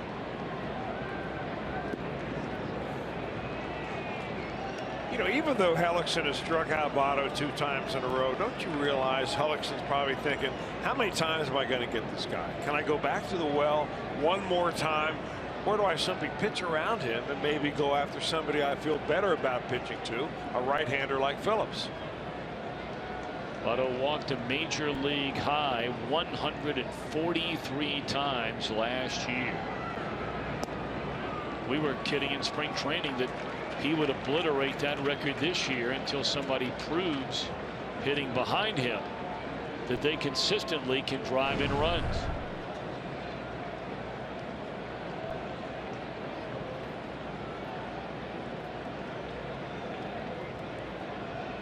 Saw that total down there, Votto. I mean, we think 143 walks is a lot, and it's a Reds record. But put that note up there again. Take a look at the number that Barry Bonds had in that 2004 year. Oh my. I saw that front and center. He would maybe get 1 pitch a game to hit, maybe a game, and he rarely ever missed it. Votto swinging 3-0 as he likes to do, and dribbles it foul.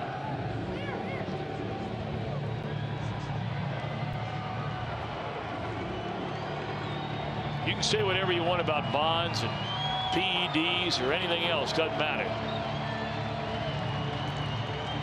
When he got that 1 pitch, and it was rare, he would kill it.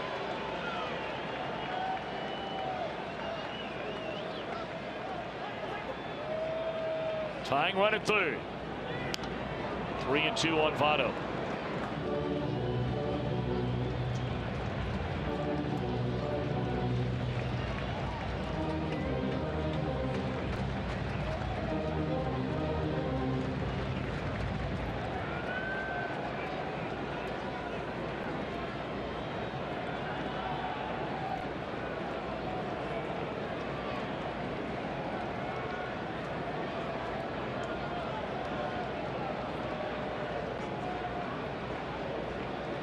Payoff pitch to Votto. Wow. And he is fooled badly for the 3rd straight at bat today.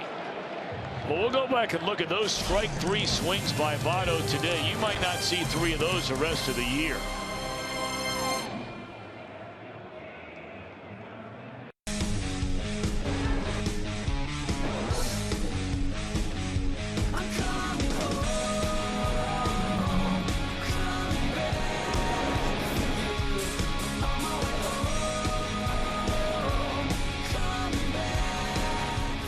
Well, an outstanding effort today by Raisel Iglesias, his first ever opening day assignment. He's lifted after 6 innings. He allows just the 2-run home run to Galvis all the way back in inning number 2. Surrenders 6 hits, does not walk a single batter, and fans 7. And now it'll be Jumbo. Jumbo Diaz takes over on the mound. Now 61 games for Jumbo last year. He was a setup man. He had 7 holds overall. Had some rough times last year. Was down in the minor leagues. Got brought back up. But he right now is essentially the setup man ahead of J.J. Hoover. In games in which you figure the Reds are winning, but they're going to go in a 1-run game, even though the Reds are losing, with the best reliever other than your closer right now, and that would be J.J. Nice outing for Iglesias.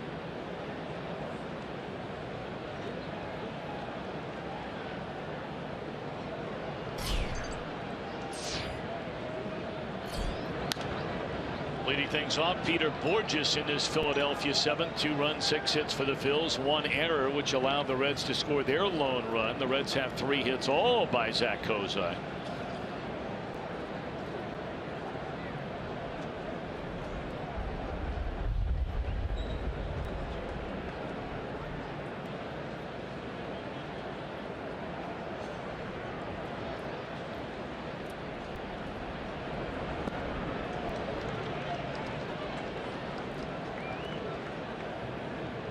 Oh, 2 on Borges. He'll be followed by Galvis, and then, I mean, you know, the Phillies have action in their bullpen right now. But man, the way Hellickson's going.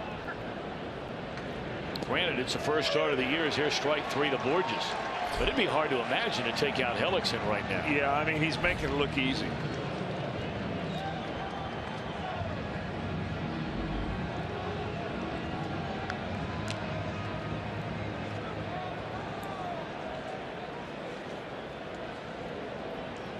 As has become customary on opening day in Cincinnati, they keep tomorrow as a scheduled off day just in case.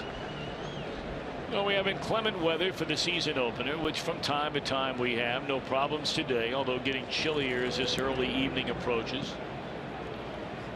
Right-hander Aaron Nola, highly touted youngster, will get the ball on Wednesday night. That'll be a 7-10 game against left-hander Brandon Finnegan. He was part of the 3 left-handed pitchers that came over in the Johnny Cueto trade from Kansas City last year. Charlie Morton will start the 3rd game, as this is playable in foul ground right on the line for Kozai, 2 away. And we remind you that following each and every Reds game right here on Fox Sports Ohio. Stick around for Reds Live, brought to you by Performance Kings Honda. For a complete recap and interviews from the locker room, Jim Day, Jeff McCorrow and company standing by for that. 2 down for Jumbo. And although it's not yet been announced, Chris, it looks like after the roster move that was made yesterday, the Reds are going to hand the ball for his major league debut to the former #1 pick out of Martinez, California, Robert Stevenson. Yeah, I had a chance to talk with Robert just before the ball game today, and he was being interviewed obviously about his start coming up, and he told me that he's been told he's starting and he's excited about it. Emmanuel Burris about it. Well, the writing was on the wall, you know, that final week of spring training when the Reds, because of the abdominal issue with Anthony DeSclafani, they had to bring up a starter from the minor league camp. Emmanuel Burris. Look at the big fella. Pretty nimble footwork right there. Like a big cat. Jumbo. I mean, that looks like a nimble Andre Smith there moving around. Middle of the 7th here at Great American Ballpark. We're going to keep it right here on this opening day game for the singing of God Bless America. Looking forward to hearing that. Reds are trailing 2-1. Those who serve to protect in our local police and fire departments. At this time, please help us honor these brave men and women and all our veterans of service, and welcome Cincinnati's own, the Mystics, as they lead us in the singing of God Bless America. God bless America, the land that I love. beside her and guide her through the night with the light from above. From the mountain to the prairies to the ocean white with foam. God bless America, my home, sweet home. God bless America, my home, sweet home, sweet home. Thank you.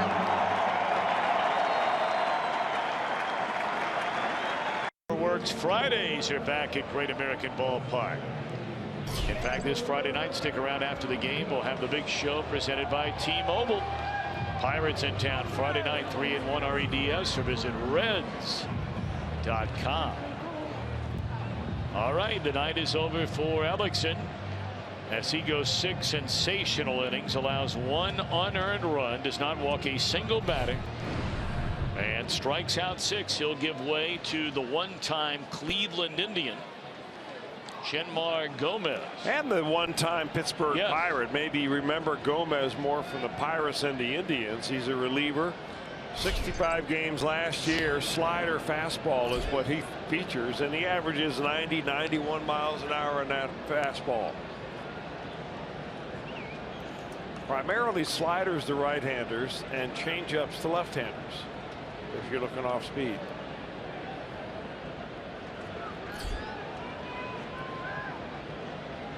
Gomez had a nice year for this Philadelphia team last year, his first, after a rock-solid 2013 and 14 with the Pirates. You know, he was always a starter coming up through the Indians organization. The last 2 years has been used exclusively as a reliever, and in the last 2 years has pitched 109 games with an ERA right at 3. Nothing wrong with that. And there's that slider. Brandon Phillips swings and misses. 1 ball and 2 strikes. Jay Bruce and then Devin Mesoraco here in the 7th inning.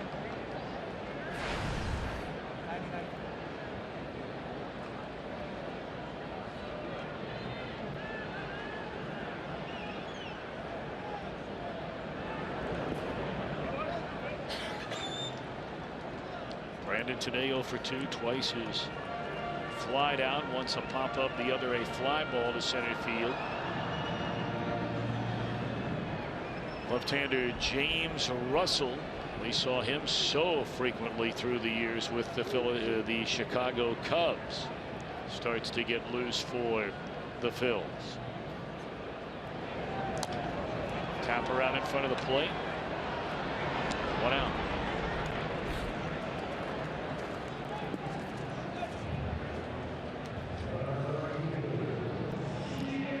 Jay Bruce bringing the energy thanks to IGS, the highest career batting average against National League opponents in his career. Phillies #2 for Jay behind the Giants. Speaking of the Giants, they absolutely mauled the Milwaukee Brewers in the season opener for both of those two teams today. At last check, it was a 12-3 game. Madison Bumgarner will get the win in that one for the Giants. And Willie Peralta will suffer the loss for Milwaukee. Largest regular season crowd ever at Great American Ballpark here today. Ever. 43,683. Now, many of them have just probably grown a little too chilly to hang around. Out of play by Jay Bruce. 1 ball, 2 strikes. I'd be curious to know what the fans think about this 4 o'clock start time. If I were a betting man, I would bet they like 110 better than 410. Well, it does give you a chance to have the parade begin at noon instead of at 10 in the morning. Yes. And it also gives a chance for people who may not be attending the parade but working downtown or really working anywhere to be able to give you most of a day of work. And then wait a minute. I thought you just told me a minute ago that nobody worked today. Well, those few poor souls like us that don't get the day off.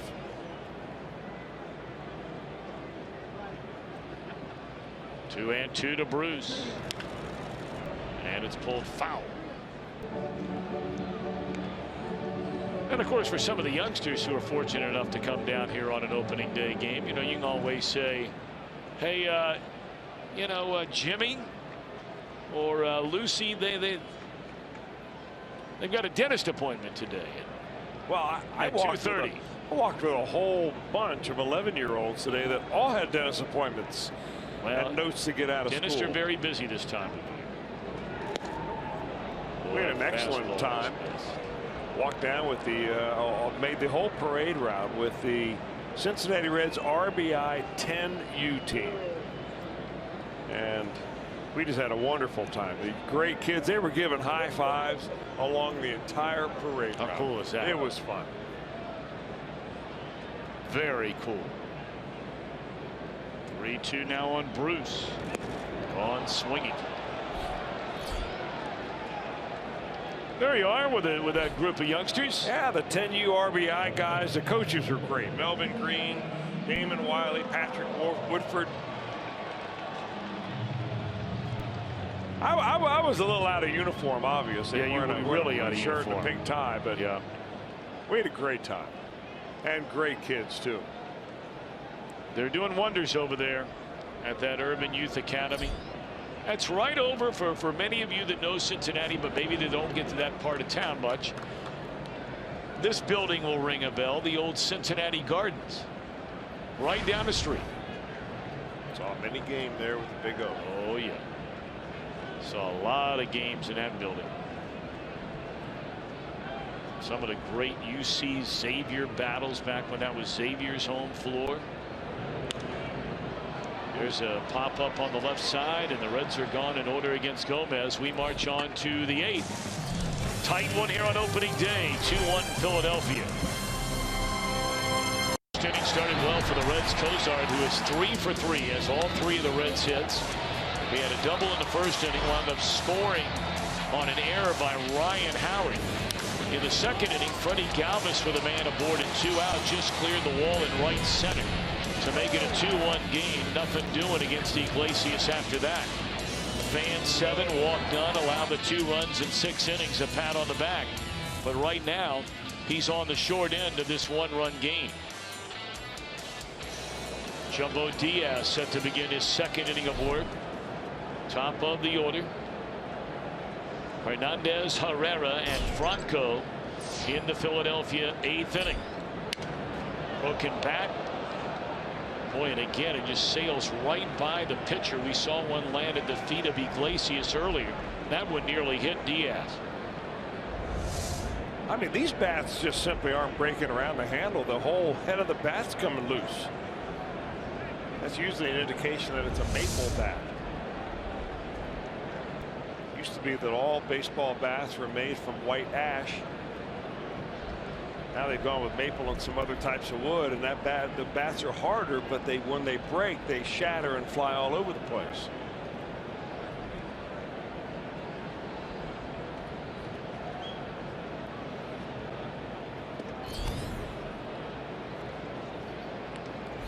Jumbo had a 1-2-3 7th inning. Not a single ball left the infield. He had a pop up, a tapper in front of the plate, and a strikeout. Brian Price has already gone on record as saying there are a number of relievers that will throw multiple innings this year out of the bullpen per appearance, including, if need be, his closer. You know, having said that, Brian Price said the same thing before last year in regard to his closer, Aroldis Chapman. And that, outside of maybe twice, did not happen all year. Well, this year may be a little different because the roles are not as defined as they were. At least last year, you had a pretty good idea who the closer was. In fact, you had a really good idea. You had a pretty good idea who the setup men were. This year, there are no defined roles. You're pretty much up for grabs.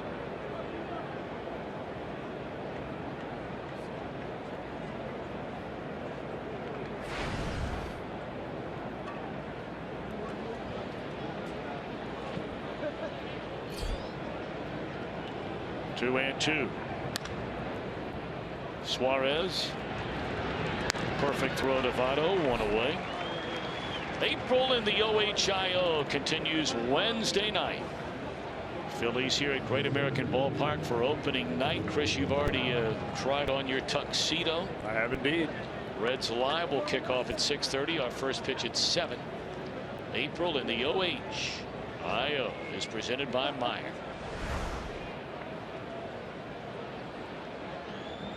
Well, Jumbo gives Brian Price an inning and a third, a perfect baseball out of the bullpen.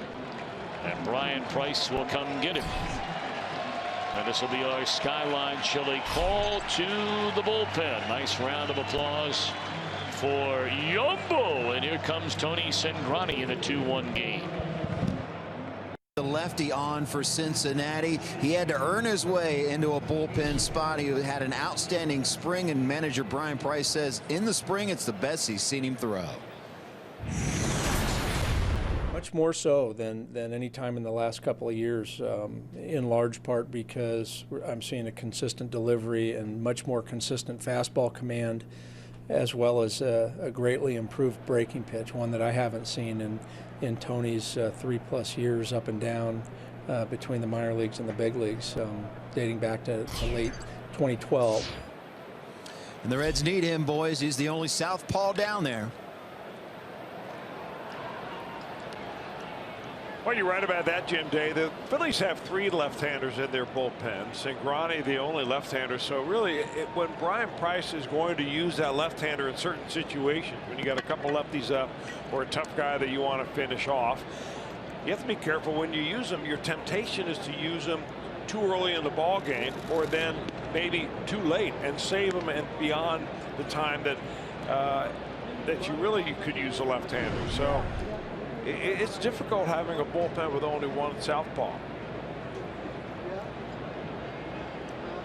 See the numbers last year, really a lost year for Cingrani. That ball fouled back out of play, 2 balls and 2 strikes. A lot of the problems with Cingrani last year was the injury that he didn't really tell anybody about. His arm was hurting. He tried to pitch through it. It got worse and worse. His control got bad. He started to get a hit around. So I think what Brian Price saw this spring is the same thing everybody else saw, was an improved arm strength, the repeatability with the delivery because your arm didn't hurt, and the breaking ball because your arm didn't hurt. You finally got it into a position where you could work on a downward plane. Well, he's run the full count on Herrera with Franco on deck, and then left-handed batting Ryan Howard. Reds are down 2-1. We're in the top of the 8th inning, and that's a walk to Herrera. I think Cingrani thought that should have been strike 3. It's not. I've always believed that Cingrani, since breaking into the major leagues, he really was a phenom because he would throw fastballs nearly 90% of the time. You knew what was coming and you still couldn't hit it, but he was so effective when he threw the ball up in the strike zone. He throws from an arm angle where the ball just simply doesn't sink very much. So it gives the hitter an optical illusion, in my opinion, better up in the zone than down in the zone. And of course, he has among the very best pickoff moves in all of Major League Baseball. And you have no doubt that Pete Mackanin and his staff have reminded batters that come to the plate once Cingrani entered the game, if you get on, be alive over there at first. Because it is very much a weapon for Cingrani. Well, it's so good of a weapon, he picks runners off who aren't even stealing. Here's that high fastball you were talking about.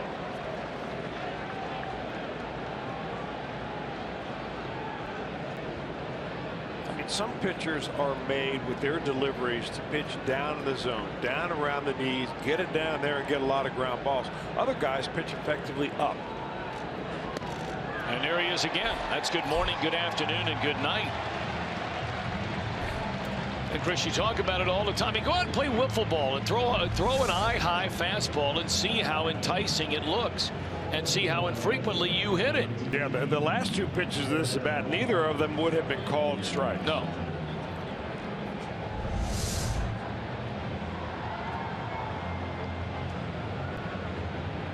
Well, Brian Price is going to use the bullpen one more time. Well, the pinch hitter's already been announced, and you brought up earlier that Ryan Howard is not going to face left-handed pitchers this year. It's gone that bad for him against the Southpaws. Ready for Reds action 30 minutes before every game. All the info you need for that day's game and more with the Reds Live on Fox Sports Ohio. Jeff Pecoro, Brian Giesenslaw and company. Ken Dreamweaver, Ronnie Millinor. Reds Live presented by Ray St. Clair Roofing. Off to a big time start today. That was an hour and a half worth of Reds Live, the pregame show version. Jim Day will be back among his many legion of fans in Reds Live, the postgame edition, coming up today and every day. Ross Ohlendorf, a native Texan, takes over on the mound, making his Reds debut. And there's strike one. Now, Ohlendorf, the numbers we showed you were his relief appearances last year for the Texas Rangers. He was in camp this spring as a non-roster player with the Kansas City Royals. He was not going to make the team, so he got his release, and that's when the Reds picked him up.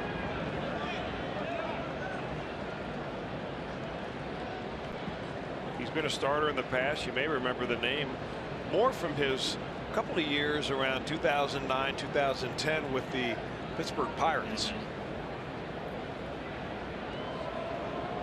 When he was a starter, started more than 20 games a couple of years in a row.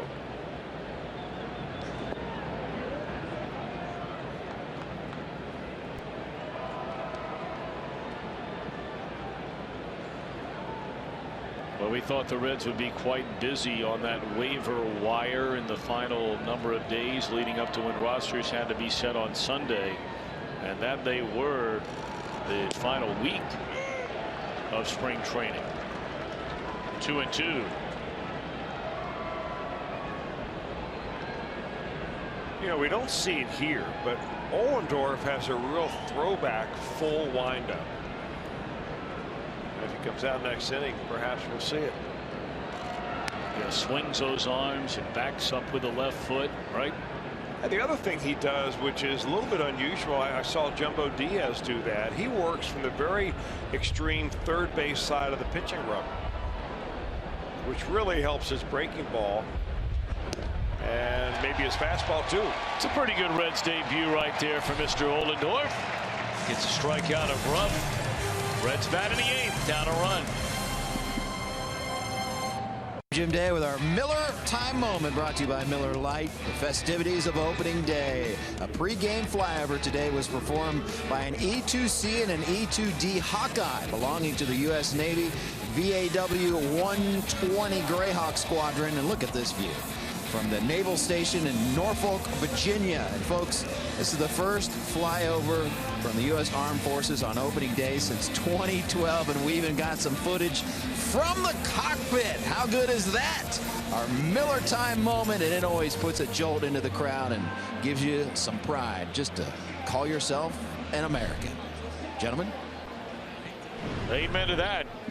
Of course, they have the Navy SEALs are based out in Coronado, California. Huge naval operation on the West Coast.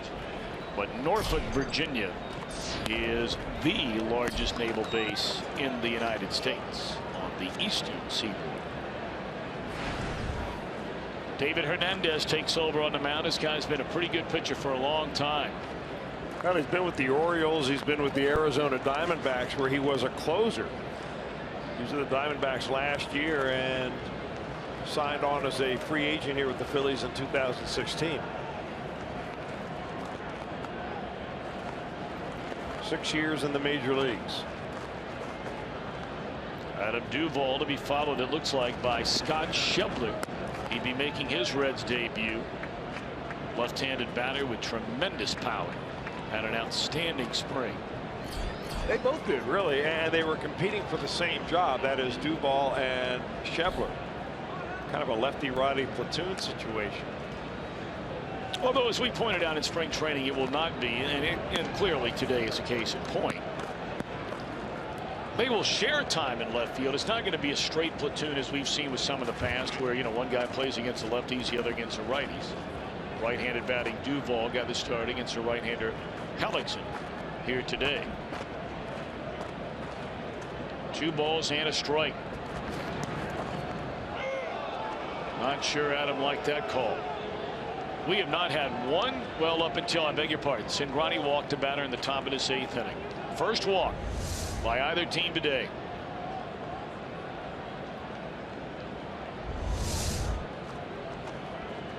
Those starters so good today, Iglesias and Hellickson. Hellickson 1 run better. Full count. They're going to be careful with the fastball with Adam Duvall because he's a guy that just feeds on that pitch. He's got good power, a short swing, and he can get the most fastballs. See if Hernandez feels confident enough with his breaking ball to throw it here. He missed ball 4, and that's a walk to begin the inning, and the tying run aboard.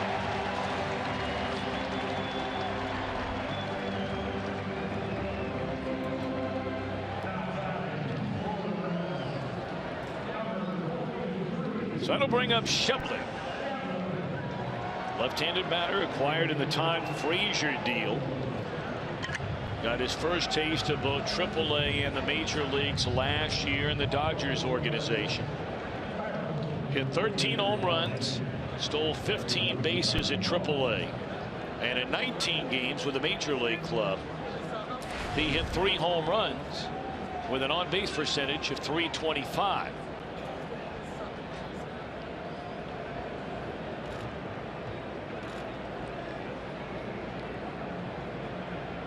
Tyler Holt has come on to pinch run. Over at first for Duvall. Holt another, I don't know about you, Chris, a surprise, certainly a dark horse, if not a straight long shot, to make this team in spring training. Yeah, I agree. You know, there's so many more factors that go into assembling your roster at the beginning of the year than just grabbing the 25 best players you see off the roster at a good year. You know, how does it affect the 40-man roster? What does it mean to service time? There are a lot of different things that most fans don't consider when it comes to composing up a team. Boy, Schebler trying to give the Reds a 1-run lead with that big swing, and man, does he have some thunder in that bat. You know, sometimes, having talked to Scott a couple of times about this, he gets a little bit excited. And if he could just slow the game down a little bit, he's got plenty of athletic talent. Young man grew up in Iowa, still makes his home there. Bounced straight back, and you're right about being an athlete. Played 4 different sports in high school. And was a state champion in track as a sprinter.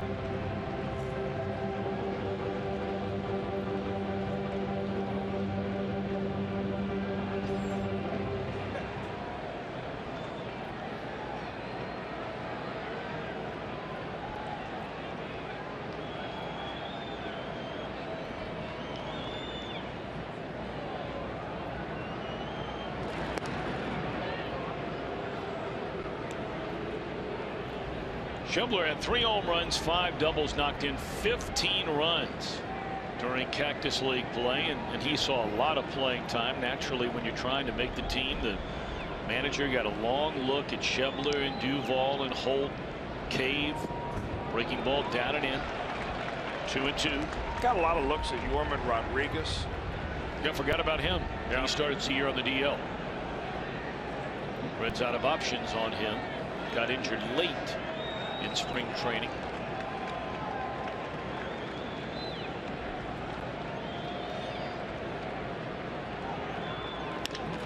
And that is a base hit down the line. On his way to third goes Holt. And Schebler with a double in his Reds debut.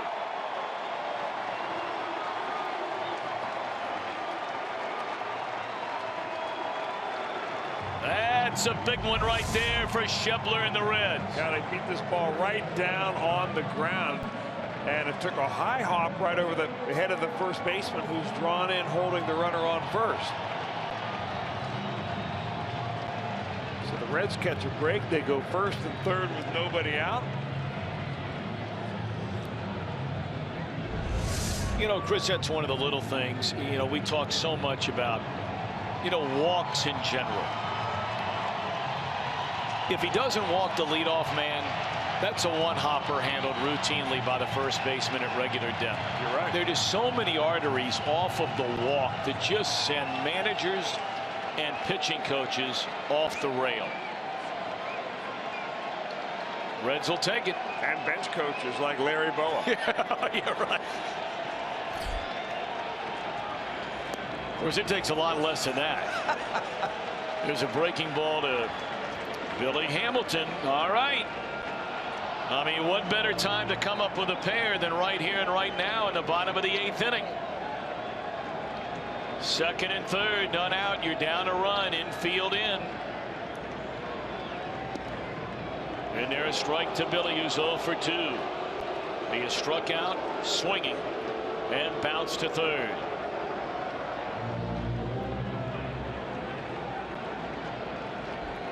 See Jim Riggleman there in the background. He is now the bench coach.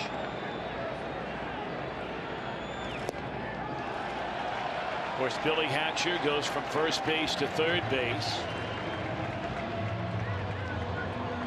Freddie Benavidez was in the dugout last year, and now he coaches first base. Two and one to Hamilton. 3-1.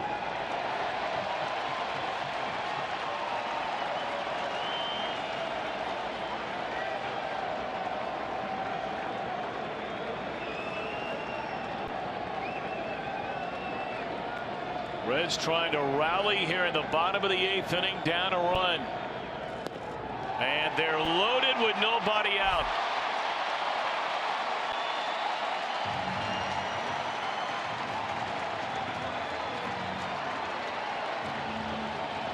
Pete Buchanan has seen enough.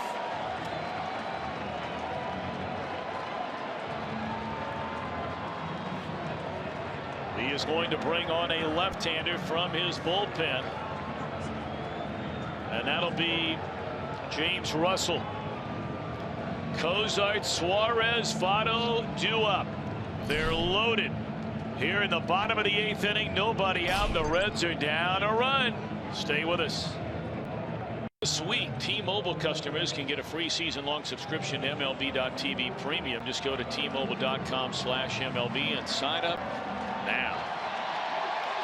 All right, we've got action. Reds down 2-1. They have the bases loaded, nobody out. Cozart has 3 hits on the day, coming up against a new pitcher, James Russell. It'll be interesting to see how the Phillies play this. Will they play back to get a double play and give up the run, or will they bring the infield in, trying to cut them off at the plate? Russell was with the Cubs last year. He's been with the Cubs a couple of times. In fact, started his career in 2010. Been in a lot of games. This is 388 for this left-hander.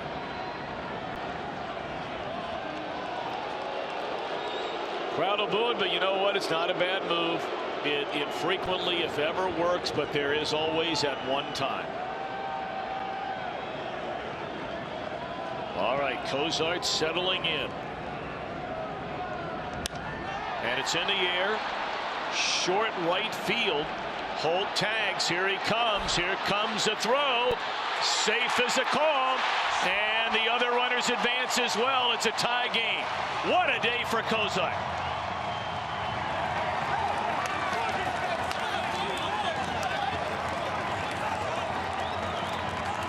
Well, that's why they put the pinch runner in for Adam Duvall. Holt can run, and he got a good jump, even though this ball is very shallow in right field. I don't think a throw on the money is still going to get Holt. Reds play a little small ball and pick up the tying run. So a nice bit of coaching right there by Suarez. Those are little things right there that Suarez just has a knack for him. He's got great baseball sense. All right, does he have a knack right now to give the Reds a lead? Infield in. Go ahead, run at third, 1 out in the inning. And he takes on the inside corner.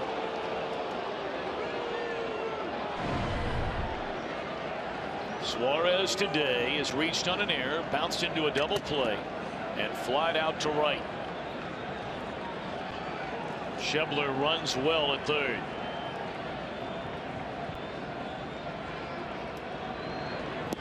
Started 2, laid off. Suarez has seen Russell 3 times in his career. He has 1 hit in those 3 at-bats. The hit, a home run.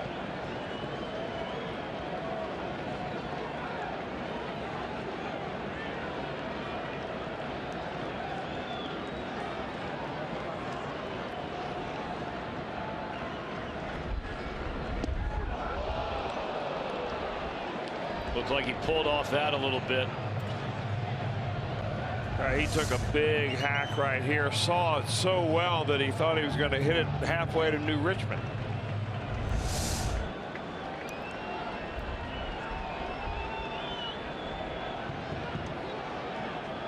Russell looking in. Louise gives him the sign. Go ahead, run at third. 1 out in the 8th inning of a 2-2 game. Breaking ball, he doesn't chase it.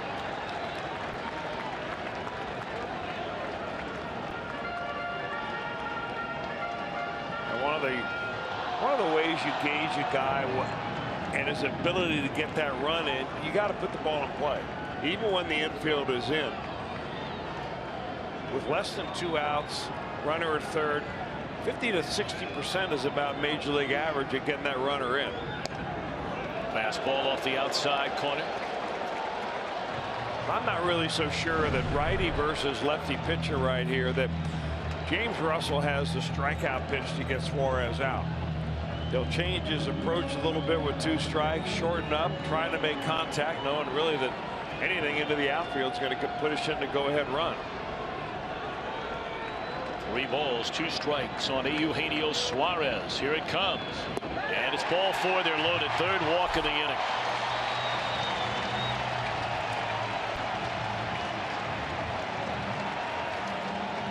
And Joey Votto makes his way to the plate.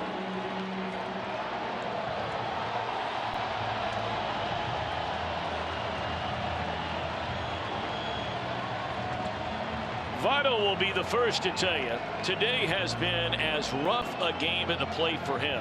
And look, everybody has a game where they'll strike out 3 times. Infrequent for Votto.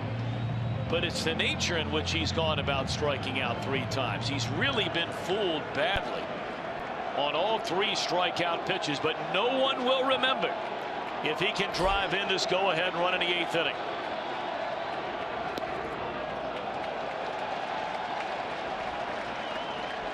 Votto has seen Russell a ton through the years, all those seasons with the Cubs, and 3 hits and 13 at bats.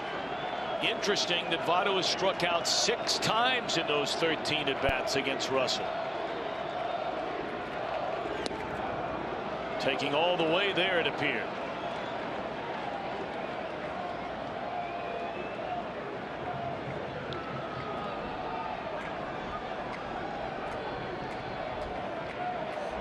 Brian Price leaning on his best hitter to drive in the go-ahead run here in the last of the 8th inning. They're loaded with 1 out. And he does it. Base hit center field. 2 runs will score, and Votto, when it matters most, delivers the goods.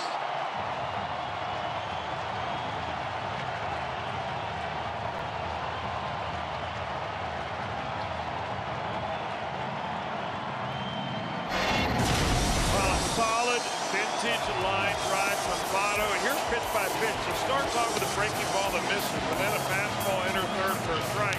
And comes right back, same spot with that fastball.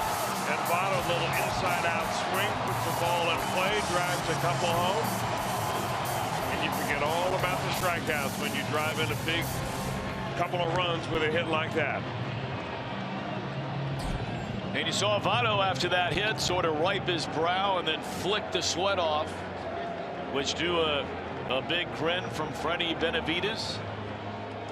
And boy, Pete Buchanan has just got to be wondering, can anybody get it out in this inning?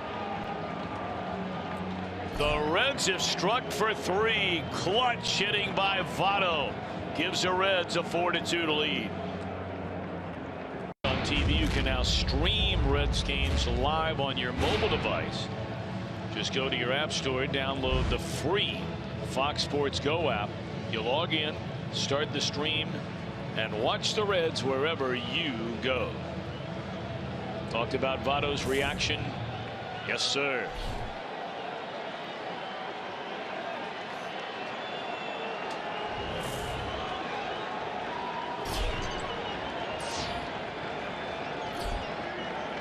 Hector Neris takes over on the mound for the Phillies. Right-hander with 1 out, 3 runs home here in the bottom of the 8th inning. And now Brandon Phillips about it. Fastball with a little giddy up on it. High and tight to Brandon, who's 0 for 3. Pretty good numbers. 4-1 strikeout to walk ratio, and the opponents last year hit just .245 against him.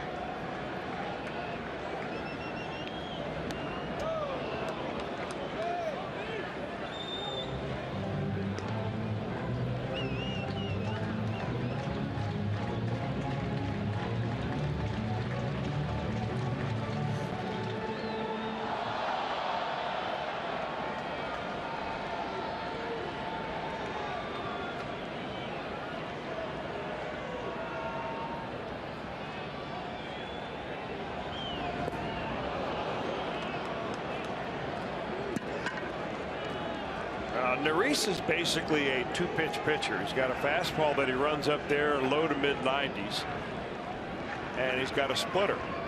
That's a pitch that looks like a fastball until it's halfway to the plate and then just dives straight down, and that's the one he got Brandon swinging and missing on there.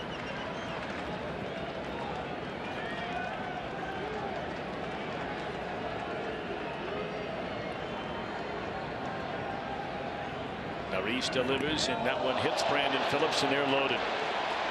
Boy, this Philly 8th inning has just been a disaster from their bullpen. You had Hernandez comes in, faces 3 batters, walks 2. Russell faces 3 batters, walks a batter, gives up a hit. And now Neris gets ahead 1-2 and hits Phillips to load him for Bruce. And except for Neris, it's pretty much a veteran couple of relievers that they called in. Janmar Gomez has been around. David Hernandez has certainly been around. Russell we've seen since 2010 or so.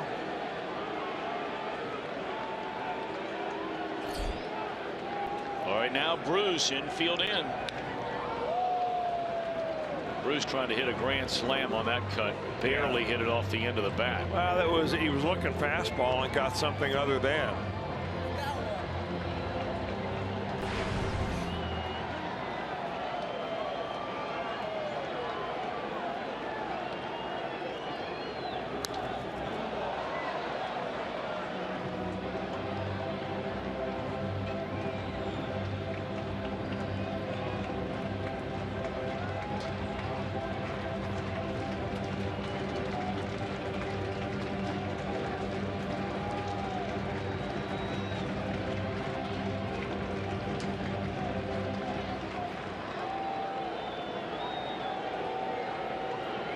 Jay behind, 0-2, infield in, bases loaded, 1 out. A ball and 2 strikes.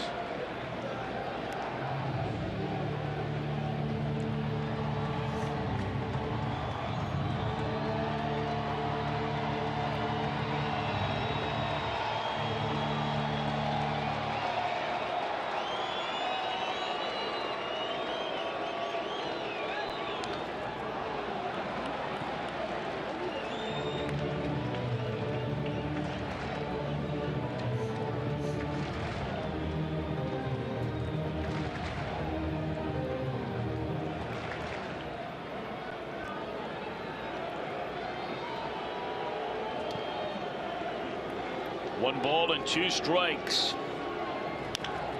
And a Tapper foul to hang in there.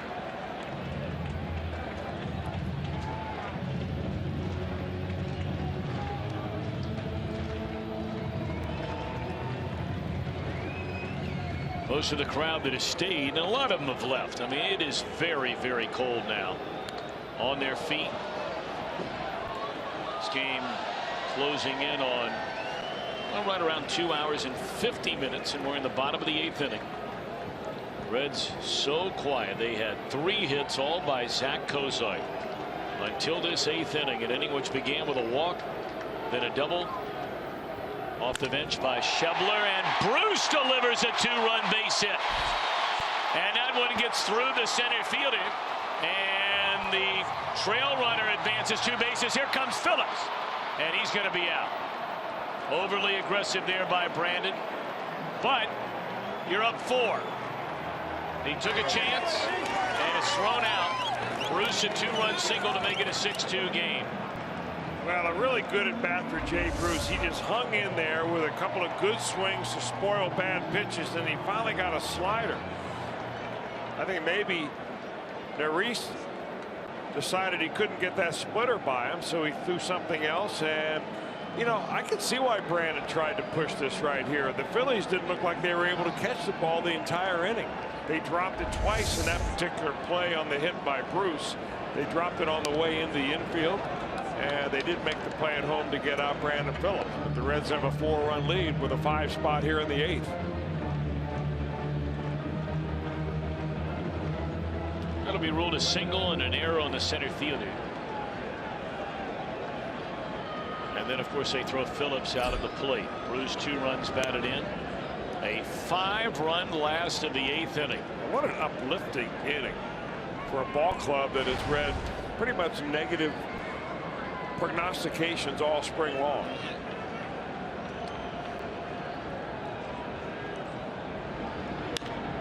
Mesoraco, a fly ball. They'll become the final out, but 9 Reds back. It all began with a walk to Adam Duvall.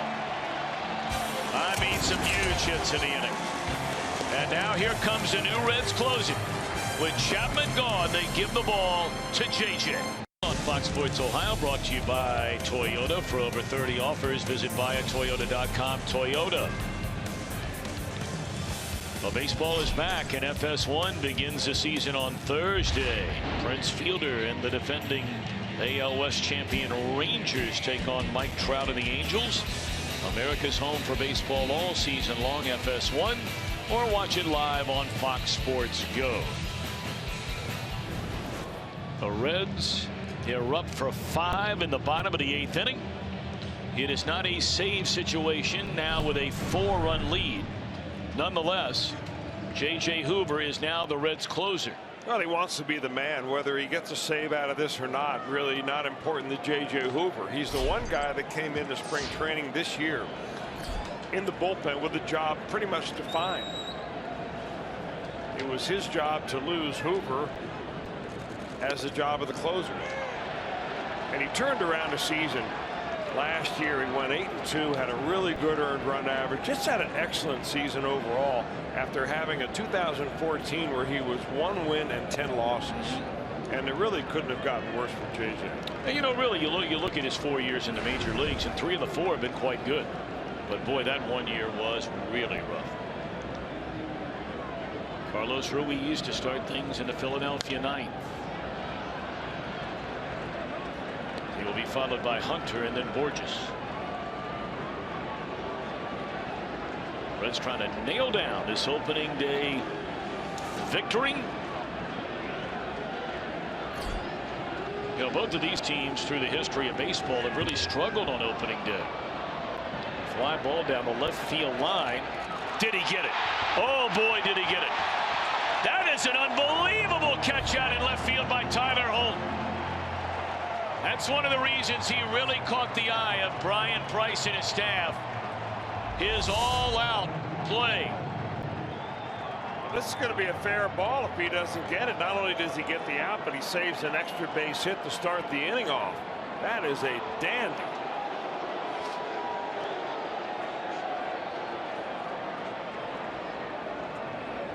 What a great play by Holt.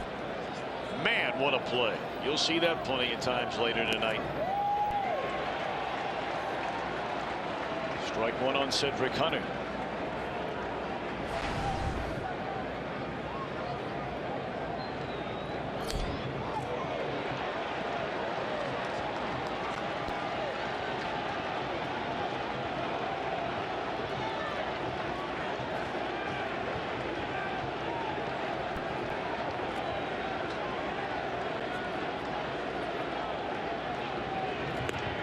Fastball is high. Boy, Reds pitching today has just been so good. I mean, look, it's only the first game. Nobody's trying to sell you something that you know, that you may not want or that may not be there, quite honestly. But all you can do is the old adage, but it's so true, is you go game by game and you just look at the results on that particular day. And on this particular day, on opening day, the first game of the regular season, this bullpen has been as good as you could ask it to be. Well, the main reason why is they throw strikes. They've only walked one batter all game long. And when you do that, good things happen.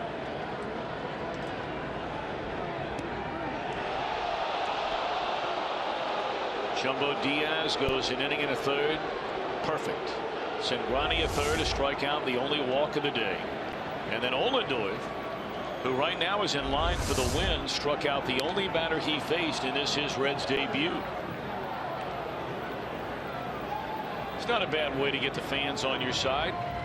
Make your Reds debut, get a strikeout and a win. Might be the first time in his career that he's had a 1/3 of an inning win. Doesn't happen very often. No. In the air. And Hamilton! Are you kidding me? Holt to start the inning.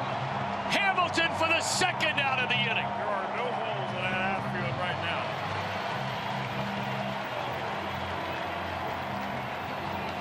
That right there is as good as it gets. From our perch, Tom, that ball looked like it had no chance of being caught. Billy Hamilton simply outran the baseball.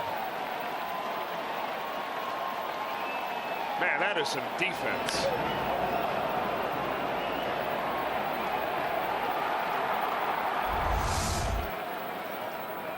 Boy, J.J. Hoover thinking, I must be living right. Because that could easily be back-to-back doubles to begin this inning. But Holt down the left field line, a diving catch to his right. Hamilton stabs it before it hits the ground to his left. And now the Phillies down to their final strike.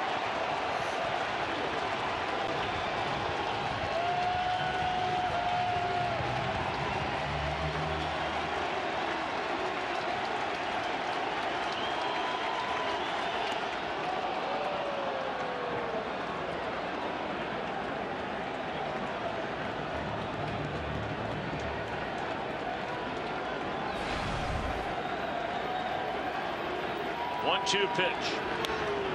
And the Reds on opening day rally in the eighth to beat Philadelphia 6-2.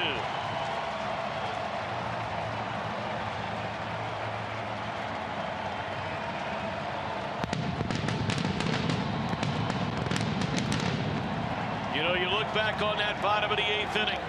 And of course, we're going to talk about the big double by Votto and the big double or two-run single by Bruce. But you know, that double by Schebler, that's as big a hit as the Reds had in that eighth inning after a leadoff walk to set the table. And the Reds relief pitching, 3 innings of no-hit, shutout baseball, allowing only 1 base runner.